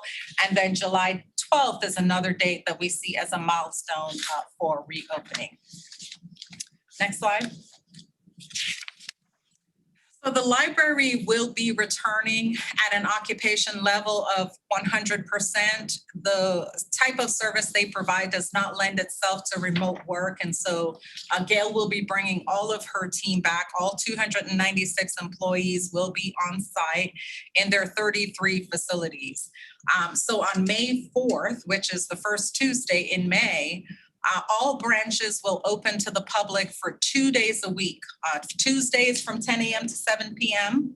and Saturdays from 10 a.m. to 6 p.m. As a reminder, Central Library is not yet open, and then our Auburn Avenue Research Library will be by appointment only. And again, as mentioned, on June 1st, we will plan, if all goes well with our pilot, I guess we can call it, we will expand our schedule to all branches for all days back to our pre-COVID schedule. We also plan to, and I know this is highly anticipated, begin a schedule for ribbon cutting for about 13 newly renovated libraries. While we were all heads down and focused on COVID-19, our construction and library bond team have been working on continuing to renovate libraries, and we've renovated 13 of them, which we haven't cut ribbons on yet. And so to be able to get a schedule together to celebrate the completion of those newly renovated libraries is high on our list, and you can expect to see communication around that here shortly. We're going to start off by limiting the browsing time just to give every patron an opportunity to enjoy the limited reopening that we're experiencing. And as we test how that limited time is going, we'll be able to expand those times leading up to our June 1 full opening. We're also, for reasons of social distancing and gathering, limiting access to our meeting rooms, study rooms, and conference rooms, and that's reflected there. We're also moving to self-checkout only. Again, we're testing that. If that works out fine, we'll keep it in place. But our goal is to have limited person-to-person contact in this experience that we're opening up with the reopening of our library. Next slide. Our Department of HIV Elimination, formerly known as Ryan White, will return to the office on May 1 at a 50% capacity level. Jeff and his leadership team have planned to have 12 of their employees on site at any given time, and they will be rotating employees through that hybrid work environment where some days you're on, some days you're remote. Next slide. I'm really excited to share that Latrina and her team have already reopened to some degree.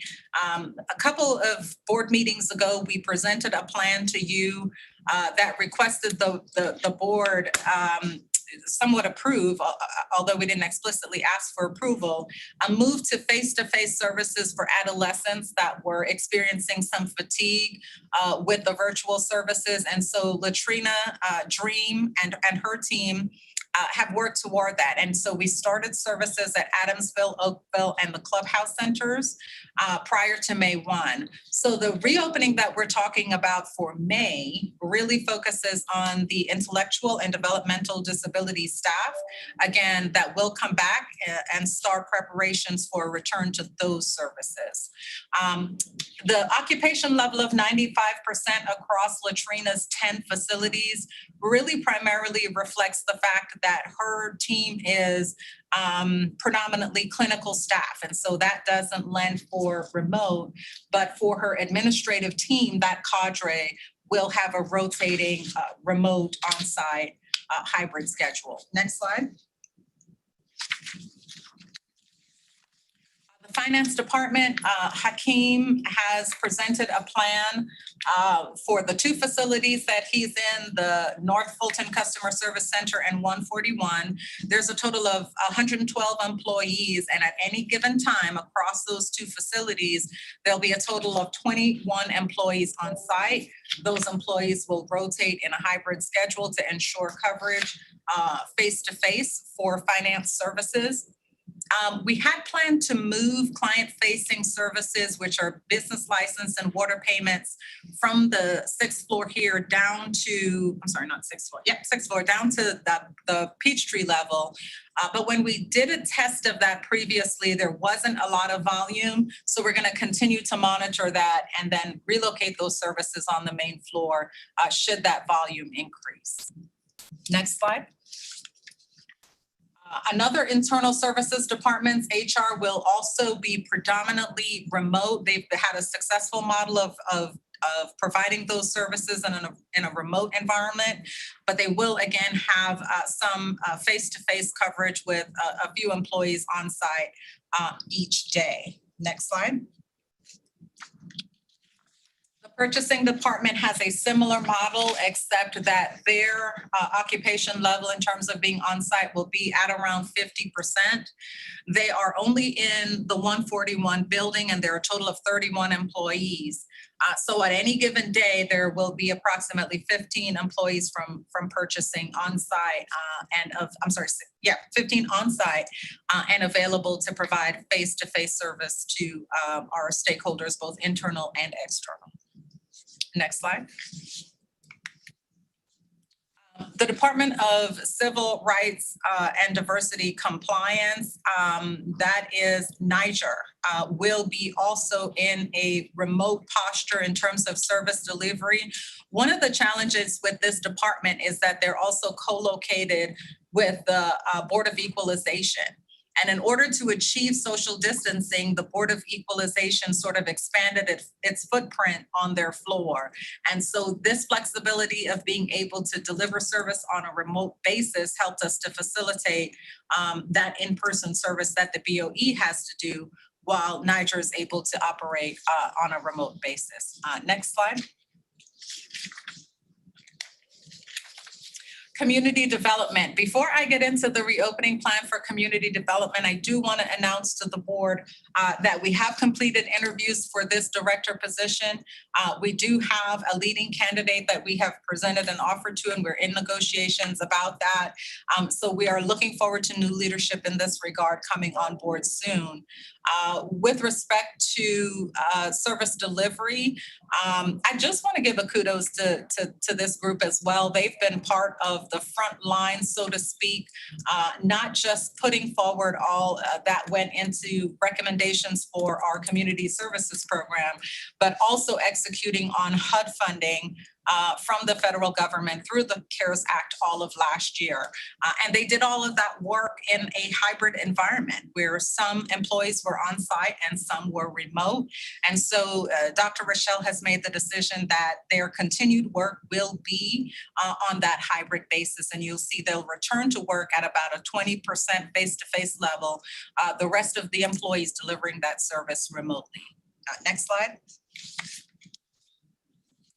The clerk to the commission, who's been so key in supporting all the work for our return to in-person meetings next month, will also be in a hybrid posture with about 50% of the employees being on site and the other hybrid, and they'll be rotating schedules to accomplish that. Next slide.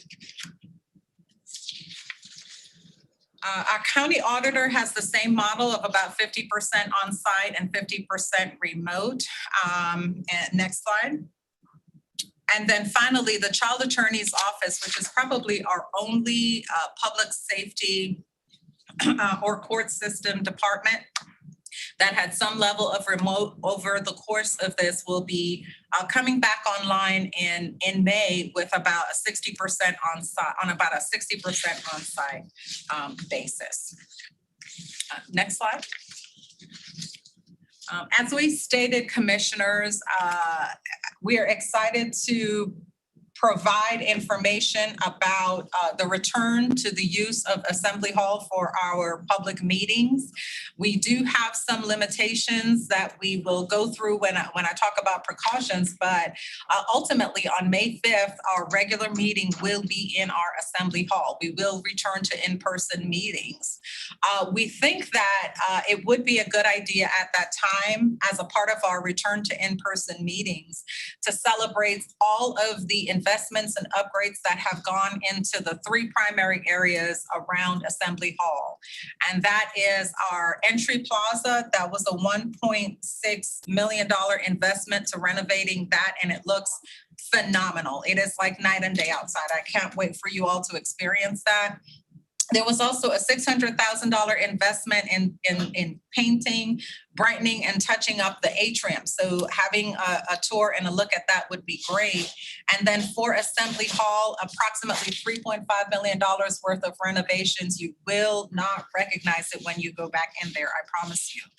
It's quite impressive. And so taking a look at all of those investments and the work we were able to do while those areas were closed during COVID has been phenomenal. So we will be celebrating that prior to the start of our meeting on May 5th. On the right-hand side, you'll see some of the precautions that we will continue to practice in order to prevent the spread of COVID-19. We will require masks, as we will in all our facilities, for the entire meeting to be worn. We will be enforcing a 6 feet distance, which is connected to our capacity set, which is like a couple of bullets down there, set at 70 in Assembly Hall, 35 public seats on each side. So we're going to reduce our capacity there to about a third in terms of public participation in the meeting so that we can achieve that 6 feet distance. We plan to wipe down the podium after each after each public speaker, as we've seen them do in many of these press conferences that we have been experiencing. And we are going to try to facilitate remote presentation from external partners. IT and Dream are still trying to make sure that we can do that, but that's what we plan to do to try to limit the number of people in Assembly Hall. And the final thing I'd like to highlight is that while we will allow for public comment, because we're limiting the total population of folks that could be in Assembly Hall, we plan to make virtual public comment access available for public speaking as well. Next slide. So the final thing I want to cover with you are next steps, commissioners. We are in intense communications with external affairs about what our overall public engagement and communication plan around all of these reopenings will be. And I have one slide to show you on what our emerging thoughts are. But naturally, facility assessments, PPE delivery, and our sanitizing is a part of what are our immediate next steps leading up to May 1's return to office. Next slide. As you can imagine, our key stakeholders in terms of communications are the public and our employees. Our messages to the public are going to primarily focus on our reopening dates, any new service hours, our safety protocols, our limitations with respect to occupying facilities, and any kind of service changes that we plan to implement. We will use the website as our primary basis for communicating those messages, but we'll also leverage social media, our signage, email, and press releases to do that as well. For employees, we will be communicating reopening dates, and that will come primarily from the directors, but our messages will focus around safety protocols, operational changes, technology supports, and health benefits. One thing that's not up there that we're going to continue to emphasize is our vaccination incentive program, and our tactics and our mediums are going to be the Fulton News, our employee Facebook groups, our continued signage, and our directors, our department leadership. Next slide. Mr. Chairman, that brings us to the close of our reopening discussion. This was a tremendous amount of information, but I thought if I had an opportunity to complete it all, that would leave more time for commissioners to ask questions if they needed to. All of the directors represented in the reopening plans are available online. If there are detailed questions that commissioners have around reopening. So I'll turn it back over to you to facilitate our questions, Mr. Chairman. Thank you, Madam COO. Commissioners, any questions or comments? Anything at all? Very good. No preguntas. None. All right. No questions, COO. So, Mr. Chairman, with that, I'll hand it over to the CFO to get into our updates on the American Recovery Act Rescue Plan. Thank you, Anna. Good morning, commissioners. I do have a very... Ms. Whitmore, one second. I assumed that there were going to be questions, but Madam CEO, are you still there? Yes, Mr. Chairman, I am. Oh, just one quick question. The couple of trends seem to be upward. And so if that continues between now and May 1st, will it affect the planned, that planned meeting for Assembly Hall, that first meeting in May? And when will you make it? Yes, yes, sir. Okay. Well, let me just give I think a less than precise answer. We, absent us seeing something like we see in Michigan, I think the trends are kind of just within a range of tolerance. In other words, it'll be from 100 to 110 or 110 to 120. It's not spiking in the classic sense. And the vaccines are gaining momentum. So we don't anticipate that there's going to be something that interrupts the May meeting per se. I guess it would, if it were to happen, it's probably over the course of time. And I do think, meaning it's 2 months or so like that, that's something that I do think with all of these plans, we need to be collectively conscious of that this virus is unpredictable. Michigan is the harbinger. If that were to happen, I could see us wanting to pull back. But we would sit down with the board before we make any call of that. So as we sit today, then we are scheduled for that first meeting in May. Yes. Okay. All right. Was there a hand? Vice Chair Hall. Commissioner Hall? Thank you, Mr. Chairman, and thank you for raising that question because we were actually looking at the National Association of Counties annual conference and exposition being held in person, and they just recently canceled the in-person conference because of the numbers increasing. And so I think that, the county manager and county executives moving in caution is very well needed. And I want to thank you all for that because they canceled that conference at the last minute and everyone is scrambling, trying to figure out about, should they cancel all their hotel and all of that. So it's good that we're moving at a slower pace. Thank you. Thank you, Vice Chair. Anything else, commissioners? All right, Ms. Whitmore. Thank you, Mr. Chairman. I do have a very brief update to share with the board today on the status of our emergency response reserve and our COVID-19 recovery funds plan. Next slide, please. With regard to our general fund emergency response reserve, we had a small change in our allocation, our budget line allocations between the last reporting period. We did move $1 million out of the vaccination funding line down to the communications in order to fund the overall communications program that's related to our vaccination program. So of the $45.7 million that we've set aside, we have committed 36.5. We have 9.2 that remains uncommitted at this point, and we've expended $6.1 million. Next slide. With regard to an update on our emergency rental assistance program, not much change since last week. We have increased our total spend from, it was 600,000 at the last report to 700,000, leaving us with 17.3 remaining, the majority of that in the rental assistance and utility assistance area for expenses. Next slide, please. This slide is to summarize the use case revisions that the county manager covered in his opening remarks.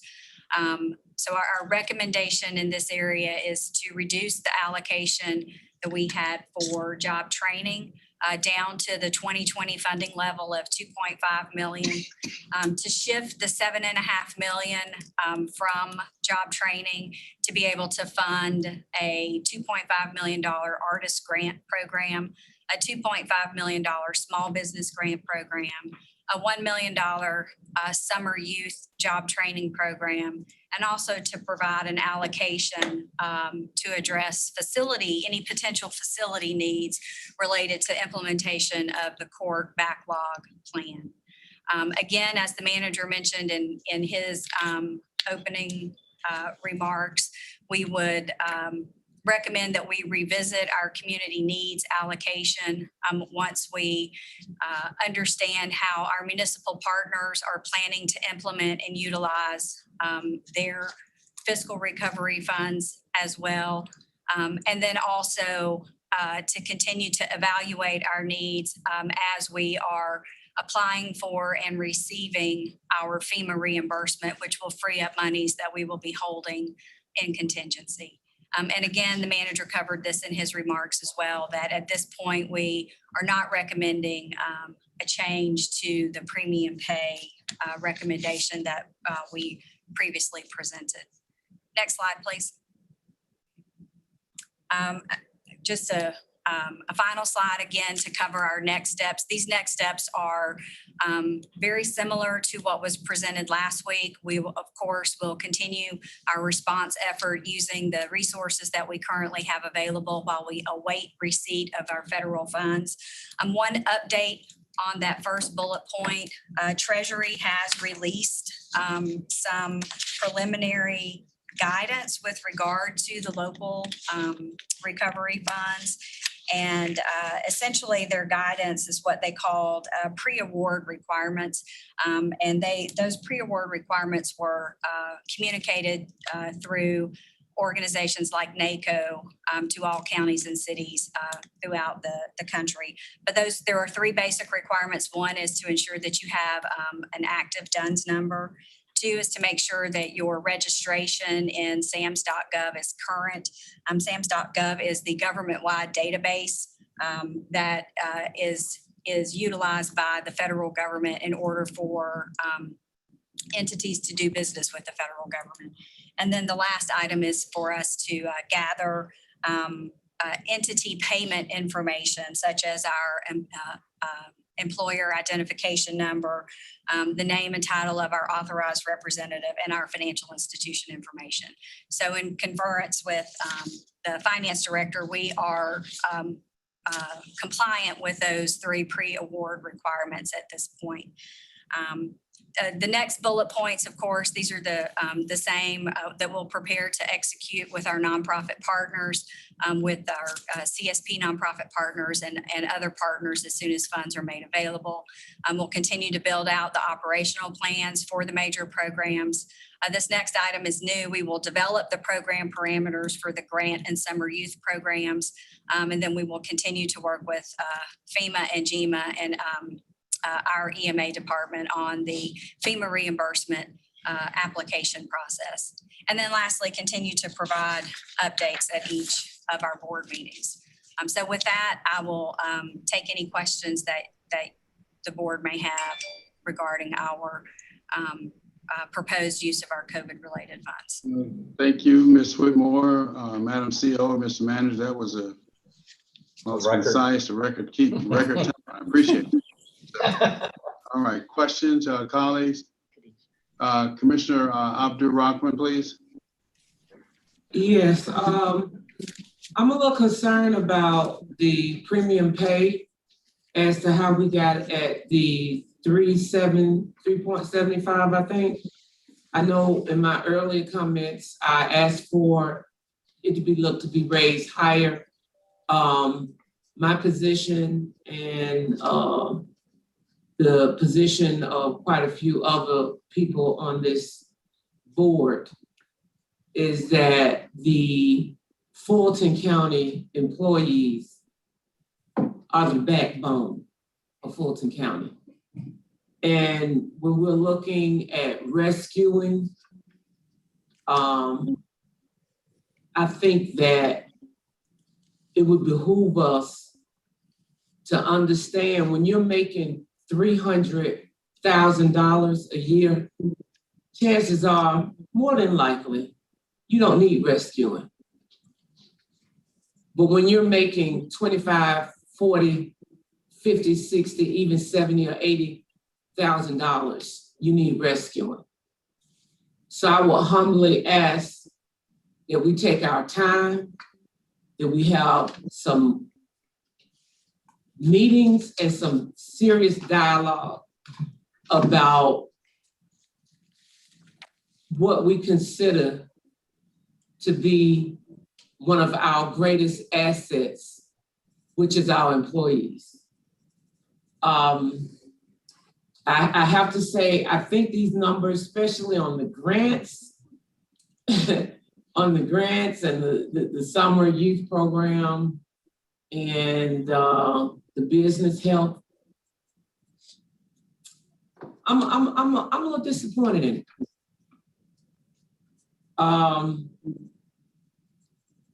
You know, no options were presented based on my inquiry. And I don't inquire. Well, let me say this with all due respect, Chairman Pitts, because you and I have very dialogue conversations. I don't inquire just to inquire for my health. I inquire so I can represent the residents of Fulton County. And so if we are going to be fair and treat this as a rescue, we need to be fair across the board. And so I would humbly say at this point, we need a little bit more time. We need some more time to answer some inquiries.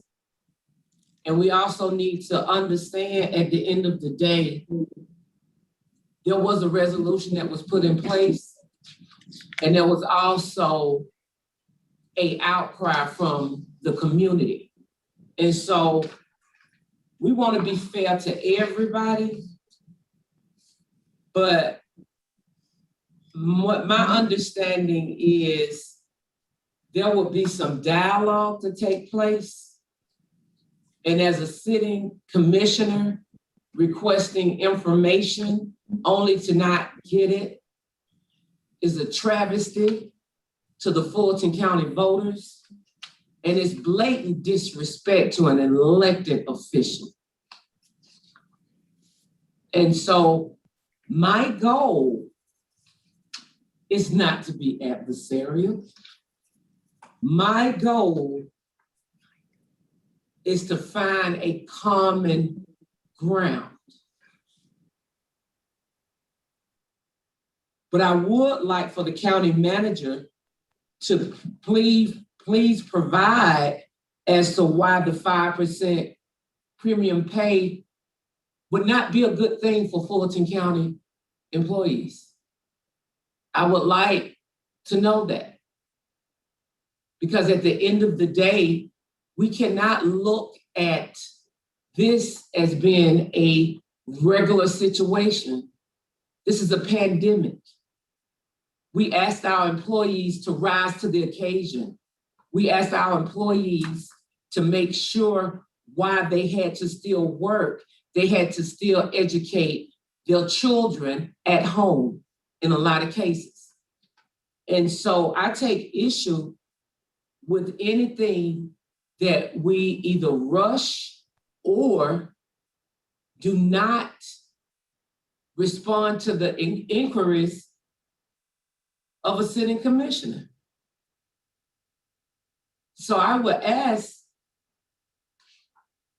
the county manager office, and I also would ask the chair that I understand that these are recommendations, but I would like some feedback on the inquiries I've made. I would like to present some information that my team has worked very hard in my district to be able to present as well, because I take this job very, very seriously. And I think in a year that we've had a pandemic, that we can't treat it, oh, let's just do a 3.75. No, they didn't do 3.75 work. They stepped to the plate.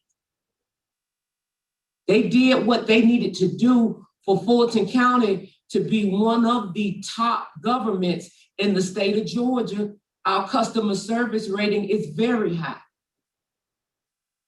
So I would ask that at the very least, You know, I know our, my colleague, Commissioner Houseman asked for a sliding scale, last meeting. I don't see anything on that. So I don't want to take the position that I'm not going to be on board.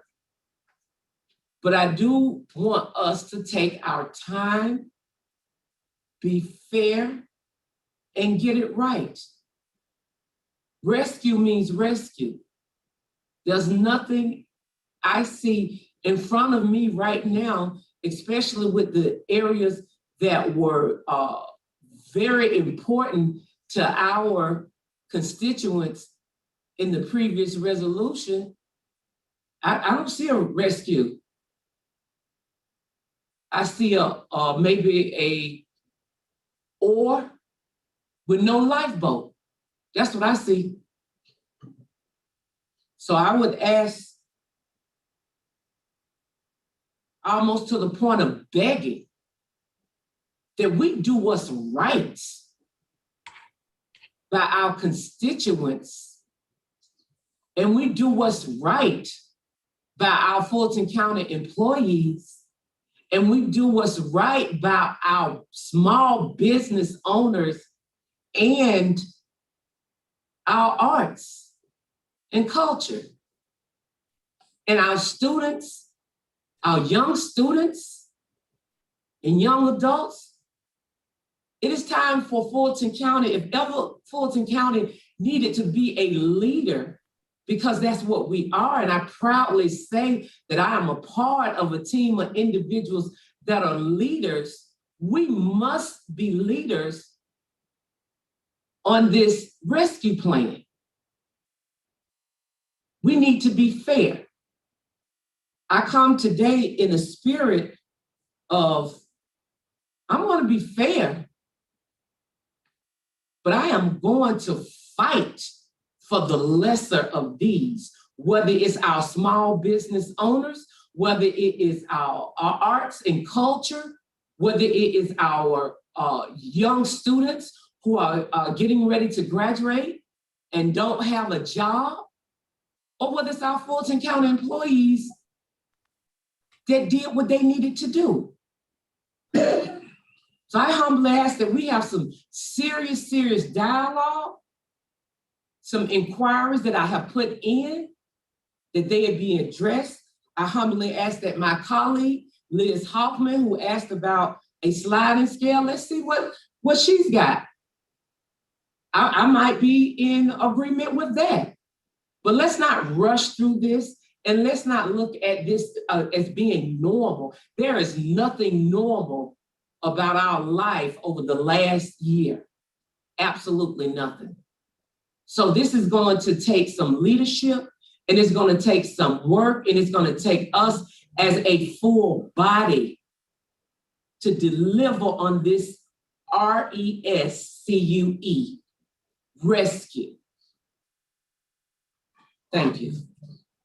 Thank you very much, Commissioner. I will speak with the manager regarding your request, but keep in mind now, this is still a document. It's a work in progress, and we've not taken a final position. In fact, as I had to remind us a couple of meetings ago, we don't even have the money yet, and we're discussing how we're going to spend it in the event that it whenever we get it, but we still don't have the money. But I'm certain that there will be other changes that'll be forthcoming. But to your point, you will get an answer to the questions that you put before the body and asked the manager of his team to address at the last meeting. All right, Commissioner Houseman. Yes, thank you, Mr. Chairman. Yeah, I agree 100% that this is a proposal, not a final program. And, I also agree that we should be extremely pleased and proud of the work that our employees have done this last year. And as a commissioner, and especially towards the county manager, I'd like to say we should also be extremely proud that we didn't lay anyone off during this time. And we made adjustments, and our employees indeed stepped up to the plate. And in recognition of that, We've paid hazard pay to some employees that were on the front line.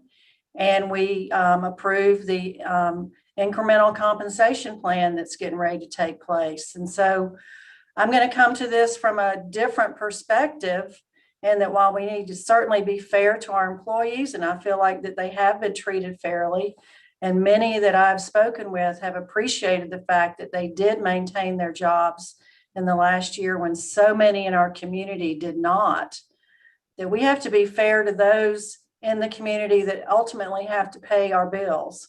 And so many of them are struggling. And I would much prefer that as we talk about rescue, that we're looking at who really needs to be rescued. Our small businesses and our agencies that provide support services certainly know who those folks are in our community. That's where we should be directing our resources, in my opinion.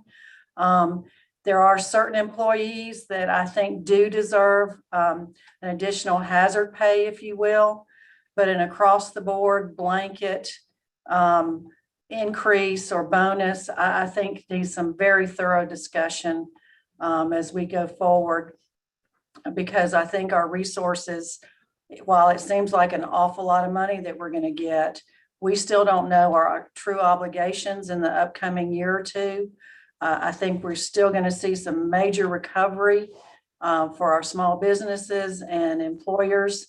We still need to focus on workforce training. So because the job market changes, we need to support folks finding jobs in these new industries, especially with technology. We have focused on that. But I think we have to recognize who's paying the bills, and struggling folks that may not have jobs out there, unlike our employees, may not know how they're going to pay their property taxes. So I think this does deserve a lot of attention and a very thorough discussion. Once we know exactly what sort of resources we will receive, and as we do a real analysis of the needs in the community, because our employees were fortunate in that they did still have their jobs this last year when so many in our community did not. Thank you.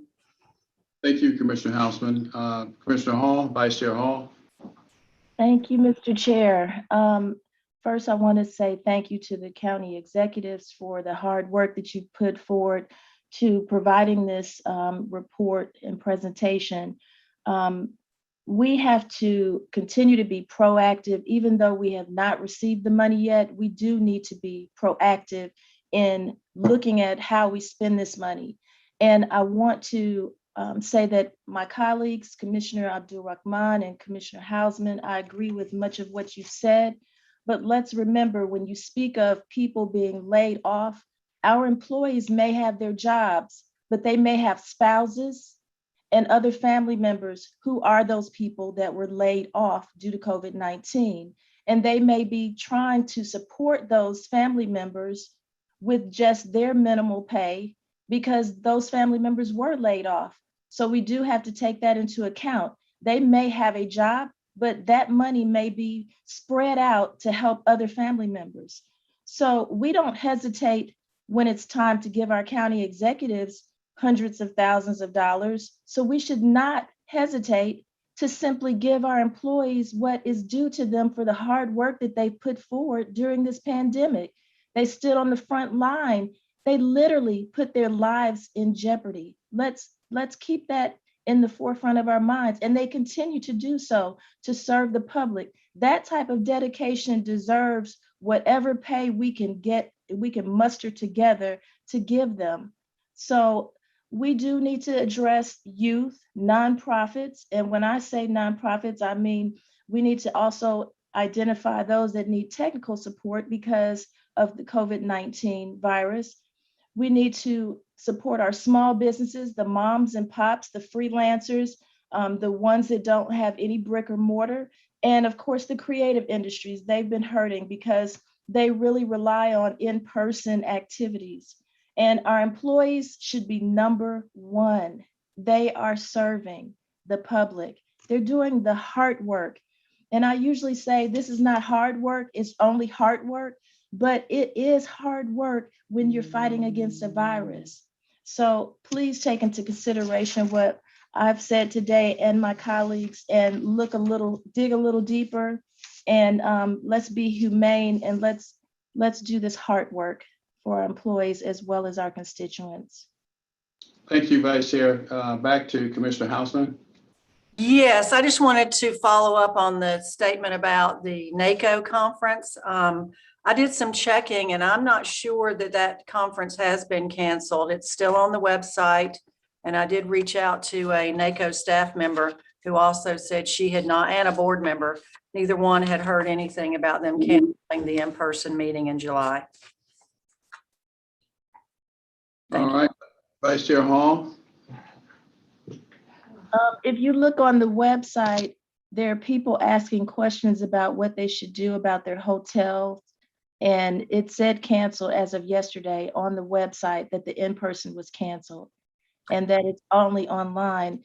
It's the July conference. It's not the one that just took place. There's one that just took place from March, at the end of March, but there is one that's coming up in July. Well, I think we need to check on that because again, I'm looking at the website. I don't see anything. And I did reach out to a NACO staff member who also did not know anything about a cancellation. Okay. And a board member, so. Okay, thank you so much for that extra information. Any other comments at this time or questions?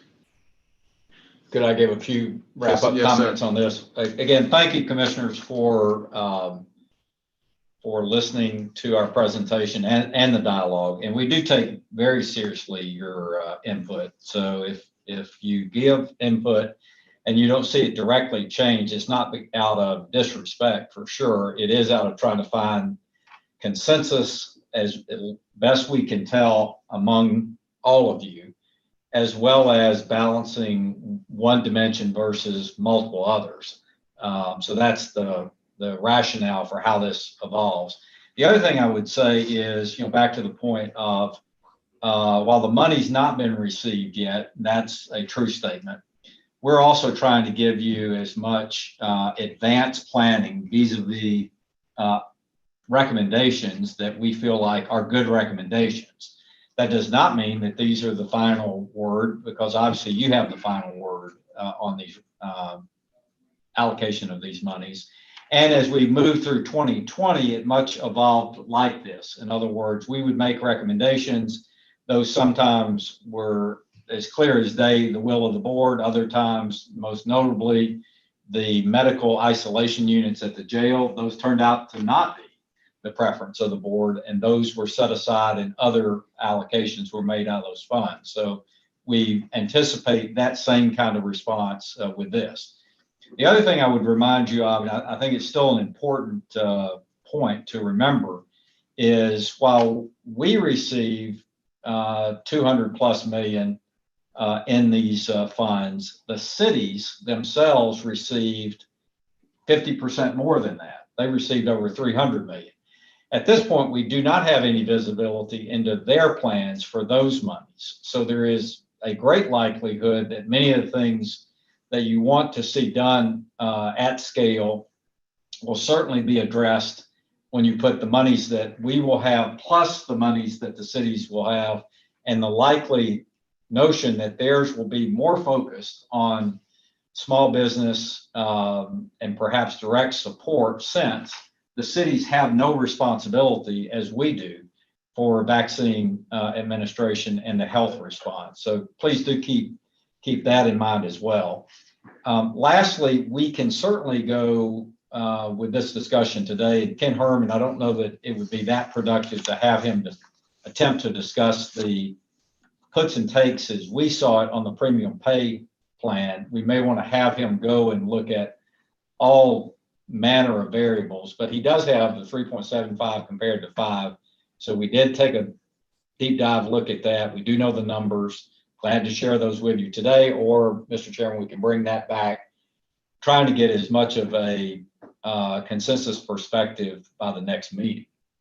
And of course, it doesn't have to be done by then either, because the money has not been received yet, but we'll take your direction on, or the group's direction on how best to bring a what I heard expressed, a comprehensive review of all the options back to the group. Okay, let's hear any other comments, I'll make a decision here. Commissioner Abdul Rahman again. Chair, with all due respect, I think for us to take a look at with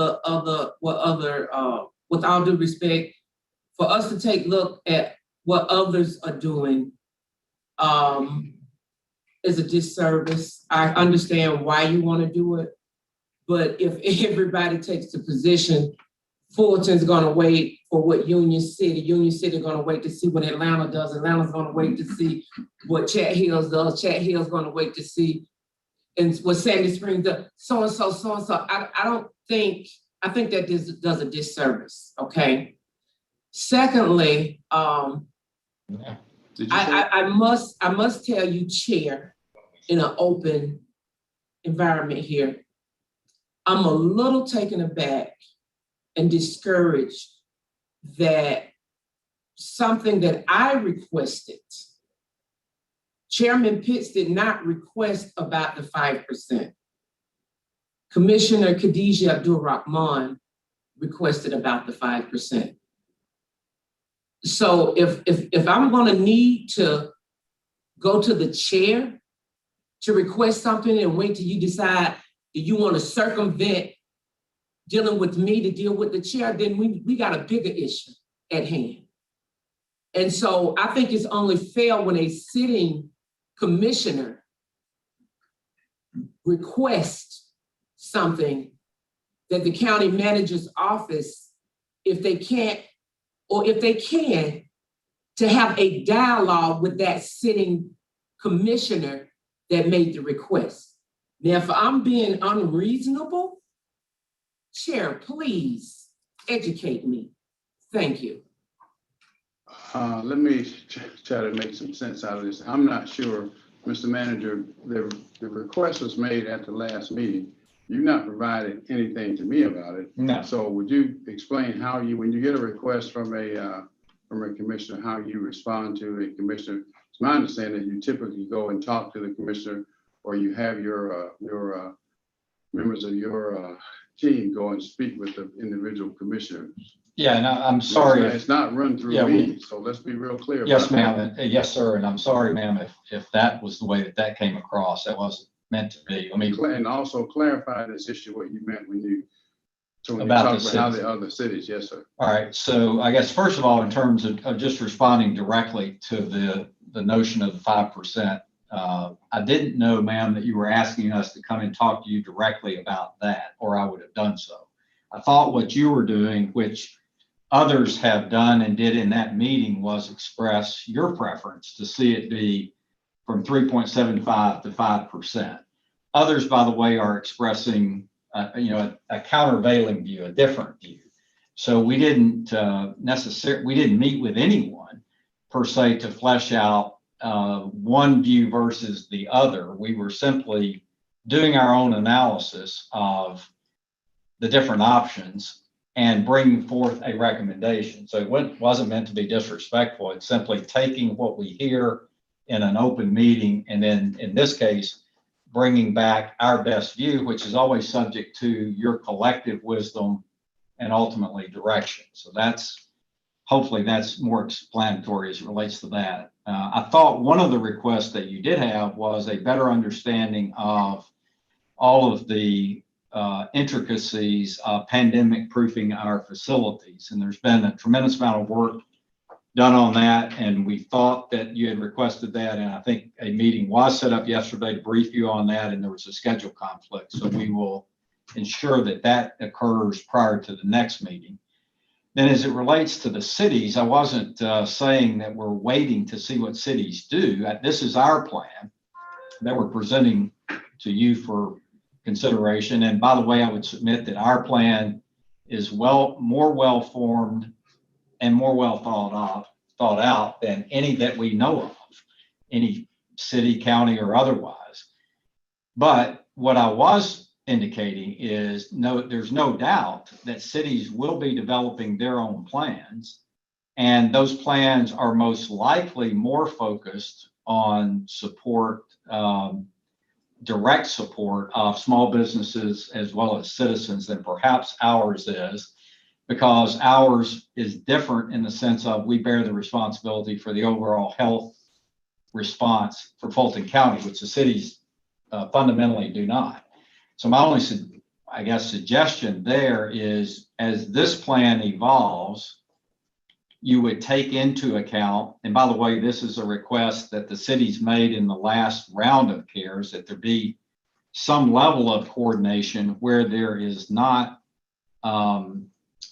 both entities doing the same activities. Now, the will of this board may, again, may be expressed differently this round, but that coming out of the administration of the CARES funds was generally an agreement that was reached that duplication of efforts we would attempt to avoid, and we would find ourselves with a better coverage of the overall need. But again, that may be different this round, but that's what I'm trying to address as it relates to that. And then finally, what I would say is, as you're considering how these allocations are made, recall that as due to the fact that we want to determine that the FEMA reimbursements in fact happen, that our expenses are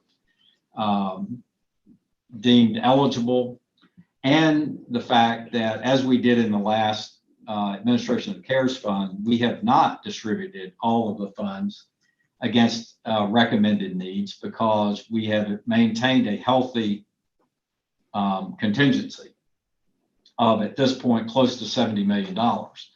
So there is also, again, as this moves forward over what is a multi-year period, which is also much different than the CARES funds, there's ample opportunity for the board to find new programs, specify investment in different areas for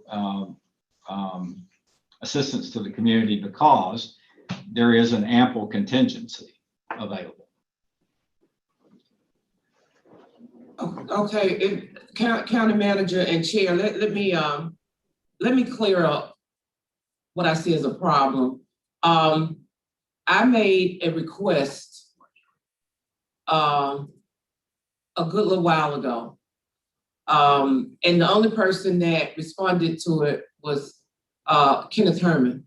That's the only person that responded to the request. So, Chair, I didn't, please forgive me. Let me tell you what I'm meaning by this statement that I'm making openly.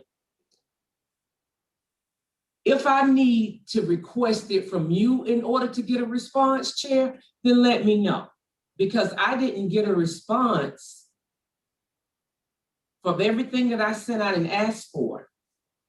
I didn't get a response from anyone except for Ken Herman, for one, okay?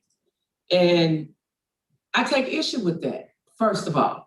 Secondly, I understand that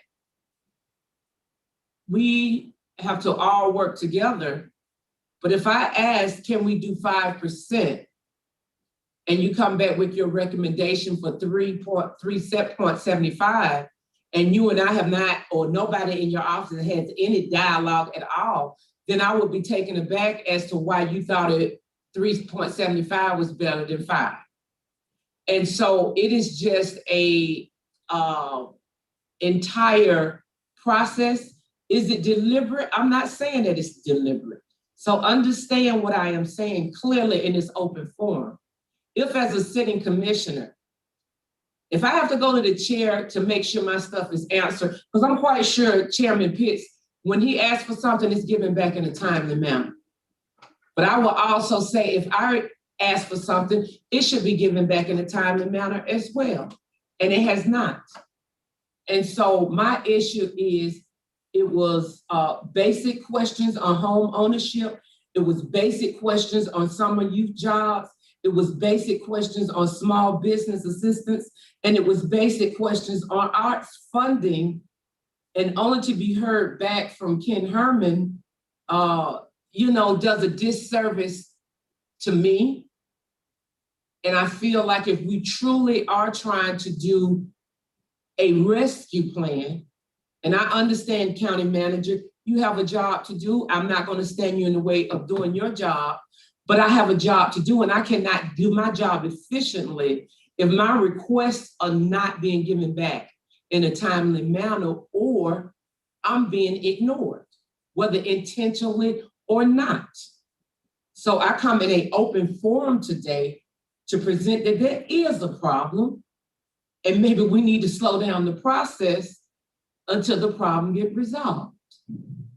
Now, as far as the meeting on yesterday, there was a conflict, and my staff is working now to get the conflict of a time so you all can present what you need to present to me. But clearly, as a sitting commissioner who works very hard, and that's not to say my other colleagues aren't working hard, that's speaking to me. I work very hard and meet with several members of my constituents, small business owners, part of our school boards. I work very hard and I take this job very seriously. And so in order for me to make an informed decision, I need information given back to me in a timely manner, or if there's a disagreement, for the lack of a better word, if there's a disagreement with a question that I asked about the 5%, I surely don't think it would be a problem if somebody explained to me why the 375 would be better than 5. So I'm asking that whatever the communication issue is, that it be resolved as soon as possible. Thank you. Let me bring this to close here now. You as a commissioner are entitled to receive any information that you request from the manager and his staff. And I think they hear you today. And then so any commissioner, not just you, who requests information, and it's been my experience that commissioners get that information. However, if there's a situation were to occur where you requested some information and you do not feel that you've gotten it in a timely manner, if you would let me know, I will guarantee you that you will get the information that you requested as a last resort. But it's been my experience that the manager, chief operating officer, CFO, they've been and are very, very responsive to commissioners. So, but if there's a problem, please let me know. And they hear you loudly and clearly today. Thank you, Chairman. And you have our commitment, Commissioner. I thought some of that had been provided, but we will go back and work with Robert to do an inventory of exactly what the requests are and make sure that, that you have the information. Okay. Thank you, Thank you. All right, Commissioner Ellis. Yeah, just be real brief. I think the two areas that I do think are particularly important that we collaborate certainly with the municipalities on, but also kind of understand the totality of what's being done in other programs. Both are areas that all of us care deeply about, that we want to see addressed, and that's business support, number one, and then mortgage and rental relief, number two. Obviously, we are, in the works on this rental relief program. We're still waiting on guidance around the mortgage relief and what that could look like.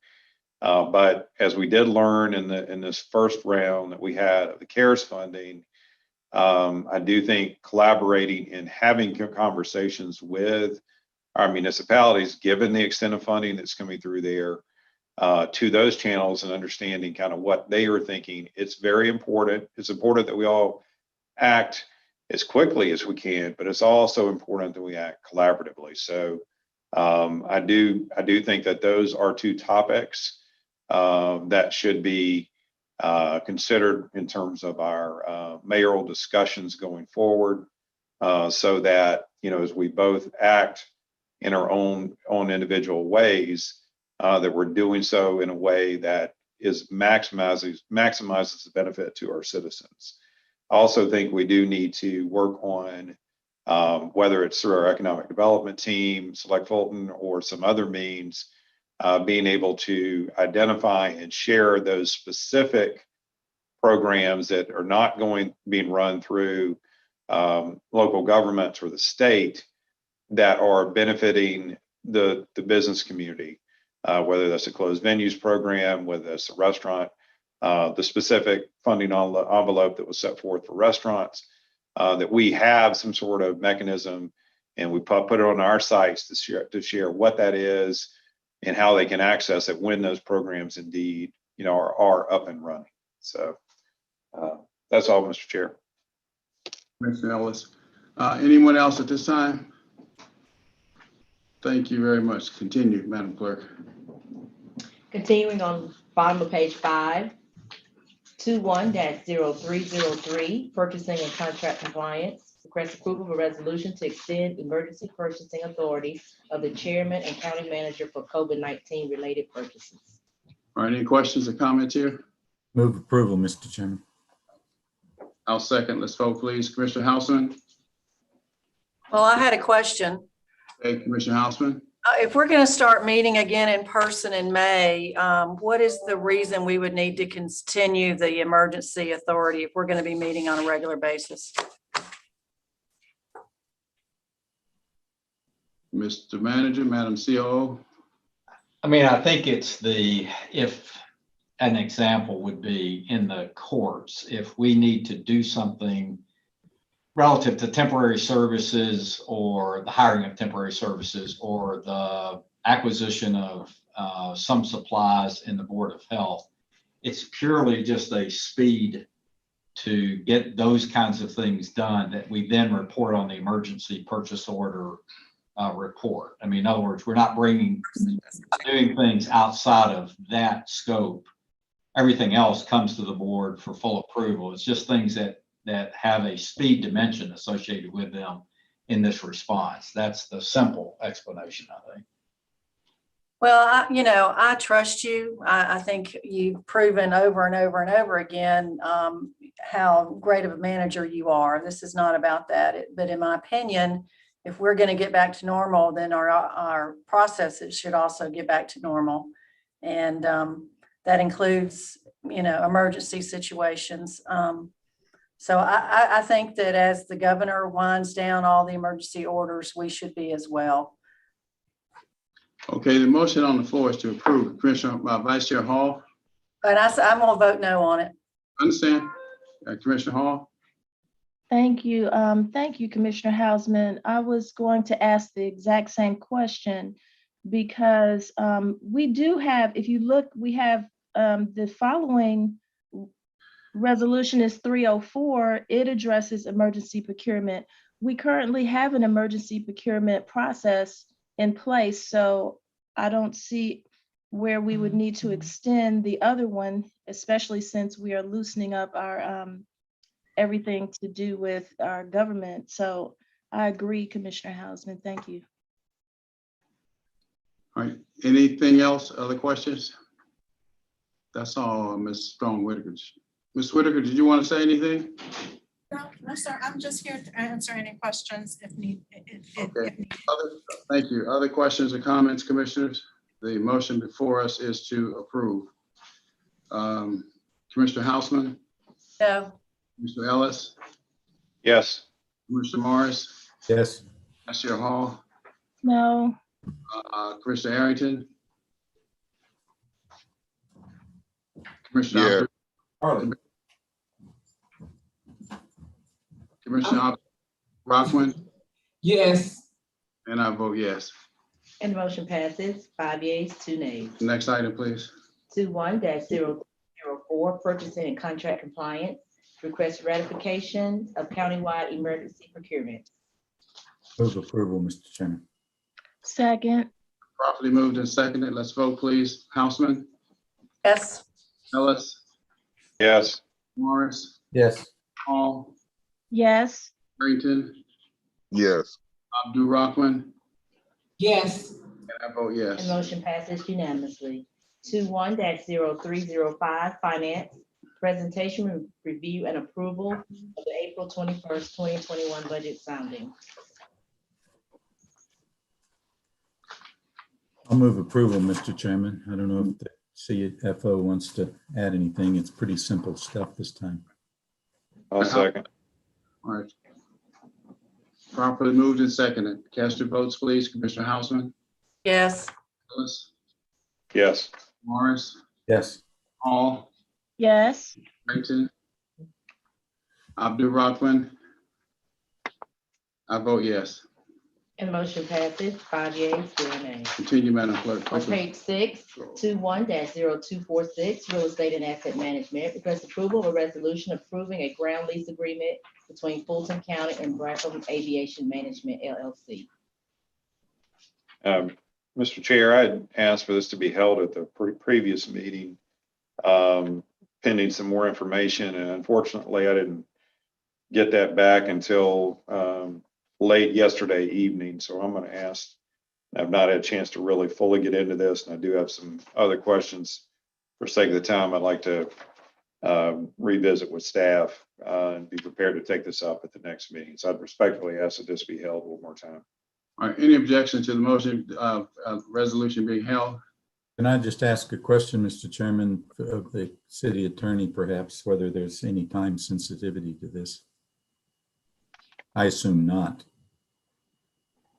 Yeah, it can be held. It can be held until the next meeting. Has the motion been seconded? If not, I'll second. Okay, well, actually, it wasn't when I was saying I asked if there were any objections to holding it. So apparently you do not have an objection. So any objections to holding it? All right, it's held. Continue, Madam Clerk. 21-0306, Real Estate and Asset Management, request approval to extend existing contracts to provide continued janitorial services. I'll move approval. Second.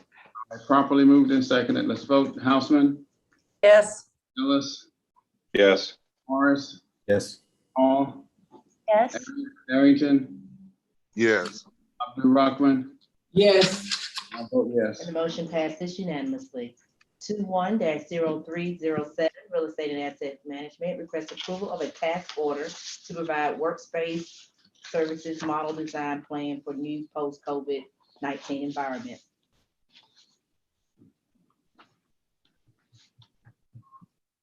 Is there a motion? I'll move approval, Mr. Chairman. As I understand it, this is a task order under the one of the standby agreements. All right, I'll second. Any questions or comments, commissioners? All right, hearing none, cast your votes. Houseman, Yes. Ellis, Yes. Morris, Yes. Hall, Yes. Harrington, Abdul-Rahman. Yes. I vote yes. And the motion passes 6 yeas, 0 nays. 21-0308, Real Estate and Asset Management, request approval to amend an existing contract to amend existing scope of work to provide program management services for added work requested by the library for phase 2. We can ask for an explanation. So, who's here? So I would ask Anna Roach and then Alice Kirby. Madam CO, We'll please. talk about this item. Mr. Kirby? Yeah, yes. Can everybody hear me? Yes. Yes, just real quick, and I have Al Collins on the line. The approval of the resolution last week has led to us evaluating spending the remaining funds, including the interest funds. You got a late memo this morning on the anticipation of what we're going to spend the remaining fund on, but which ties to the fact that we are going to have additional work both at all Group 1 through 4 libraries, along with some additional work, significant work for the 2 lease facilities, MLK and Peachtree. So this proposal is to extend a couple of project managers and 1 staff to assist Al to do the work for the rest of this year. That's kind of the executive summary. Again, apologies for the delay in the memo that came out this morning that summarized the request along with the projected list of potential projects. So That's reasonable. Questions, colleagues? All right, I'll entertain a motion. All right, I'll move approval. We get a second? Second. All right, properly moved and seconded. Any other questions or comments? If not, let's vote. Houseman, Yes. Ellis, Yes. Morris, Yes. Hall, Yes. Harrington, Abdul-Rahman, Yes. and I vote yes. And the motion passes 6 yeas, 0 nays. On page 7, under Health and Human Services, 1-0309, Community Development. Request approval to enter into a memorandum of agreement regarding the implementation of a statewide Department of the U.S. Housing, Urban Development, Homeless Management System. Move approval. Second. Properly moved and seconded. Cast your votes. Houseman, Yes. Ellis, Yes. Morris, Yes. Hall, Yes. Arrington, yes, Abdul-Rahman. Yes. I vote And yes. motion passes unanimously. Under Infrastructure and Economic Development, 21-0310, Real Estate and Asset Management. Request approval of a statewide contract to provide expedient mail package delivery services. I'll move approval, Mr. Chairman. Second. Properly moved and seconded. Cast your votes. Commissioner Houseman, Yes. Commissioner Ellis, Yes. Commissioner Morris, Yes. Vice Chair Hall, Yes. Commissioner Arrington, Commissioner Abdul-Rahman. Yes. I vote yes. And motion passes 6 yeas, 0 nays. Under Commissioners' action items, 21-0219, request approval of a resolution expressing the intent of the Board of Okay, Commissioners of So these two, I'd ask these two be held pending the county attorney's review and recommendations to us with respect to standardizing operations. And she is, I think, almost complete, but needs a few more hours or days. It should be ready at our next meeting. So if there are no objections, I'd like to continue to hold these two. Hearing no objections, these two will be held. Continue, Madam Clerk. On page 8, 21-0279, request approval. I'm sorry, somebody's phone was buzzing. I couldn't hear everything that was held. I recommended that we hold 0219 and 0220 on page 7 rather. The county attorney is in the process of finalizing a report to us. A report on Commissioner Arrington's? On both of them. 20? You said on both of them? Yes, ma'am. Okay. Continue. Okay, top of page 8, 21-0279, request approval of a resolution amending resolution 18-0168, authorizing the creation of the Fulton County Superior Court Clerk's Technology Fund and for other purposes, sponsored by Commissioner Morris. Commissioner Morris, quickly. Yes. I've asked that Mr. Standard or Mr. Lane present this. I think they're both on. If we could hear from them on Yes, purpose yes, and so on this. we'll be glad to. So the Land Records Technology Fund that was created some time ago and approved by the board was a landing spot for a fee that's placed on e-recorded documents in the clerk's office that help defray the cost of maintaining the system that we use to do so. The Georgia Superior Court Clerks Cooperative Authority has a program where they will either pay for or reimburse counties where they have generated digital images of historical plat documents. And so because the clerk's office at Fulton County has been proactive in scanning old plats, we were able to be reimbursed for a little over $100,000. And so what we're asking is that that money be able to be put into that Land Records Technology Fund to help continue to defray the cost of the system we use to generate that revenue. Thank you, sir. What's your pleasure, commissioners? I guess the question, Mr. Standard and Mr. Lane, that some of my colleagues have asked is why that couldn't be put into the general fund and used for this for supporting this technology. Yeah, I mean, I guess that would be one route. It's just that the Land Records Tech Fund was specifically created for that purpose to basically pay for the support maintenance of that system. So we just thought that was the most prudent way of getting those funds allocated to that. And is this going to be an annual income? No, we wouldn't see any more money like this unless the authority decided to extend the years back that they're reimbursing for. And so this is basically kind of a once in a very seldom time type of a thing. That's what I thought. Yeah. Mr. Chairman, I'll move approval. Second. All right, it's properly moved and seconded. Commissioner Abdul Rahman, followed by Commissioner Ellis. Thank you, Chair.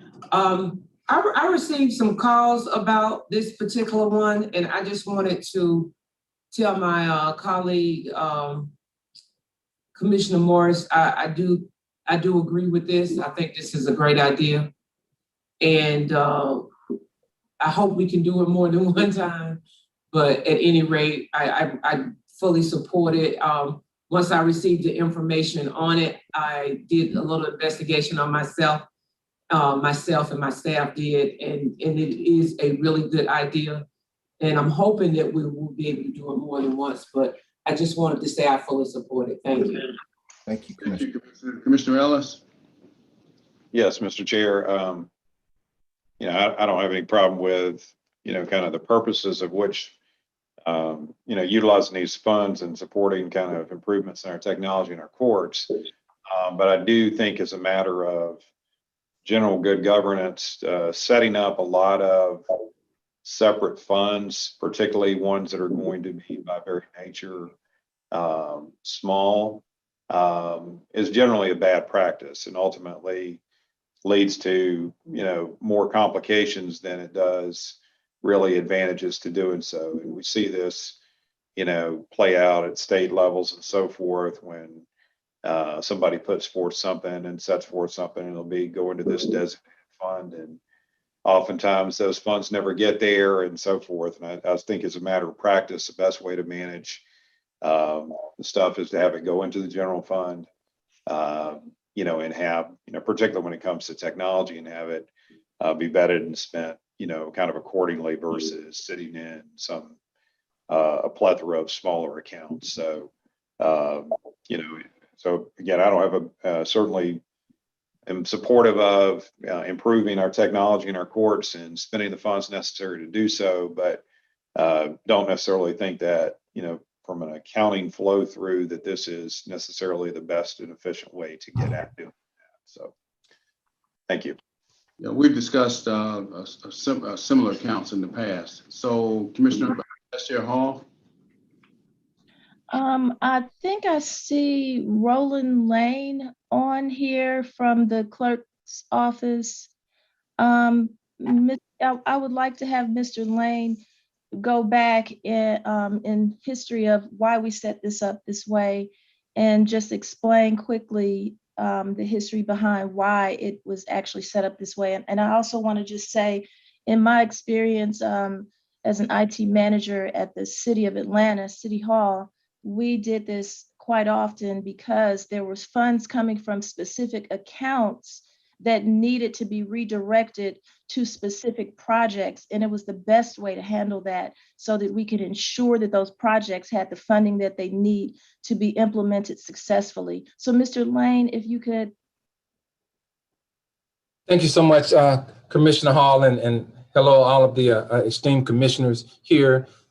The history of the Technology Fund from back in 2018 originated, that the impetus of it was when the clerk implemented our e-recording or e-filing of real estate documents. What we anticipated was higher revenue because the General Assembly was contemplating having a mandatory e-recording statute where we would receive revenue to support our land records maintenance system. Now, this is a very robust system where it processes over 1 million documents a year, over close to 250,000 in filings.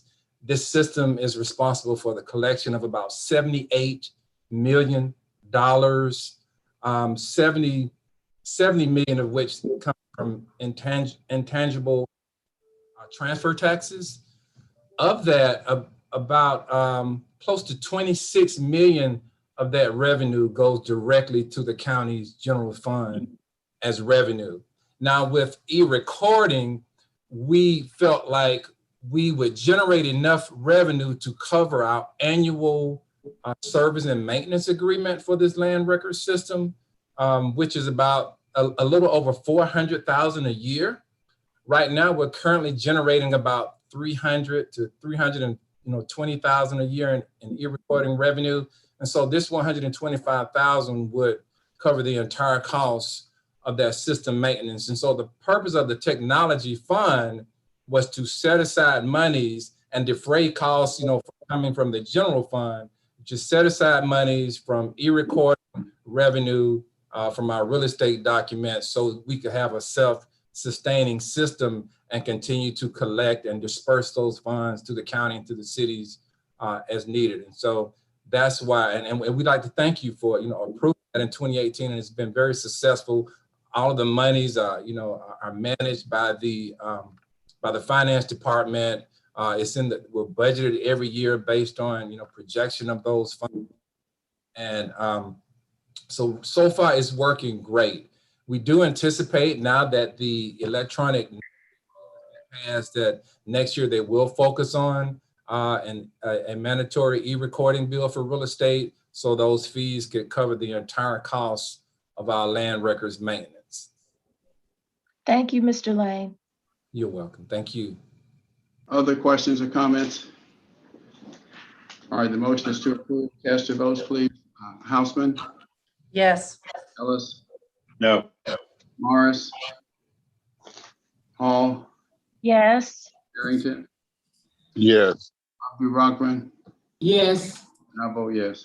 That motion passes 5 yeas, 1 nay. Continue, please. Thank you, Commissioners. Under Commissioners' presentation and discussion items, 21-0282, discussion resolution creating and establishing the Fulton County Veterans Empowerment Commission, sponsored by Commissioner Arrington and co-sponsor Commissioner Houseman. Commissioner Arrington. Thank you, Mr. Chair. Thank you, Mr. Chair. We're number one in the county, in the state, for everything else. And we need to be doing more to help our veterans. I think about, even with this American Rescue Plan, do we need to carve out some money for helping our veterans? And so we may want to consider that. But this is to establish a commission and workforce. DeKalb County actually currently is number one. They have an entire veterans department where they help their veterans on a daily, weekly, monthly, and annual basis. And so I think we as Fulton County need to be following in their footsteps, and hopefully at some point we'll take the lead and start leading in this area. So asking for your support, ideas, recommendations, contributions, whatever you all think is necessary to help our veterans. Is there a motion? I have a question. Commissioner Hall. Thank you, Mr. Chair. Is it possible for us to create a division of Veterans Affairs under our Department of Housing and Community Development? Because as you stated, Commissioner Arrington, Veterans Affairs has been a big service that we've provided, not only just trying to cover them in the regular programs and services that Fulton County offers, but also even we saw this with workforce development and WorkSource Fulton. So is it possible to just create, because we keep going over this and we may just need to have some kind of division of Veterans Affairs that specifically is focused on them, the same way that we focus on seniors? I'm certainly open to that. I think that maybe by establishing a commission, maybe that would be one of the recommendations that comes out of the commission. But I'm certainly open and supportive of doing a division, a veterans division. That is exactly what DeKalb County has. And I think that is exactly the direction that we need to be moving in. Oh, that's good to know. I didn't know DeKalb had one. Can the county attorney and county manager weigh in on that? Well, I think structurally it could be set up just and I'm not familiar with what DeKalb is doing at this point. Yeah, I'm not familiar with what the CAB is doing either, but it can be structured however the commission would choose to have it. Thank you. All right, Commissioner Aaron, do you have a motion? Mr. Chair, Yes. Commissioner Ellen. All right, I'll move approval. Commissioner Ellis. I'll second it. Properly moved to second. Commissioner Ellis? Yeah, no, I'm good. I can catch up with, we're just going to vote on, I'm supportive of the establishing this commission. I can catch up with Commissioner Arrington, kind of separately on some ideas. The motion is to approve. Any further discussion or comments? If not, cast your votes. Commissioner Houseman? Yes. Ellis? Yes. Morris? Yes. Hall? Yes. Arrington? Yes. Abdul Rahman? Yes. And I vote yes. And the motion passes unanimously. 21-0312, discussion, Invest Atlanta Board of Directors, March 18th, 2021 meeting summaries by Commissioner Morris. Again, this is, doesn't require any action. It is a summary of the actions taken at the last Invest Atlanta, which is the Atlanta Development Authority meeting, March 18th. And if anybody needs any further information on any of these items, I'm delighted to get that for you. We will be having a couple of West Side actions, I think, at our next meeting that we'll have to approve because of the way that West Side TAD was extended back some years ago. Thank you, Commissioner Morris. Next item. 21-0313, discussion, Atlanta Beltline, April 14th, 2021 CEO report, sponsored by Commissioner Morris. And again, this requires no action. The Beltline Board meets quarterly, but the executive committee meets in between, and this CEO report was presented to the executive committee, on which I do not sit. So if anybody wants to ask any questions about any of the items in the CEO report, I will get the CEO to respond appropriately. That's it, Mr. Chairman. Okay, thank you, sir. Continue. Back on the consent agenda on page 4, item removed to be amended for separate consideration. 21-0297, Solicitor General requests approval to apply and accept a grant from the University of Georgia School of Public and International Affairs. I'll move approval, Mr. Chairman. Second. All right, properly moved and seconded. Any questions here? All right, let's vote, please. Commissioner Houseman? Yes. Mr. Ellis? Yes. Mr. Morris? Yes. Vice Chair Hall? Commissioner Arrington? Yes. Commissioner Abdul Rahman? Yes. And I vote yes. And the motion passes unanimously. All right, any other items?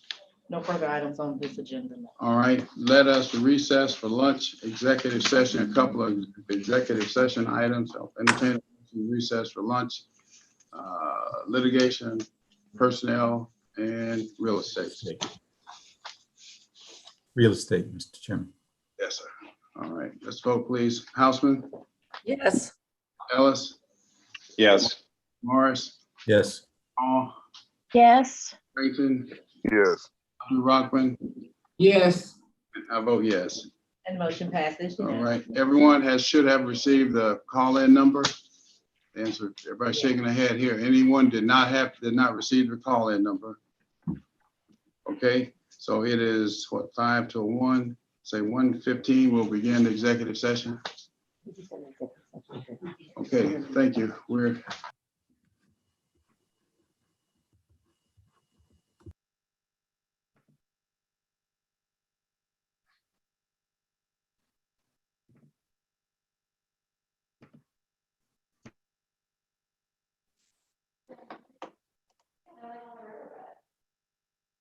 On the side of the river.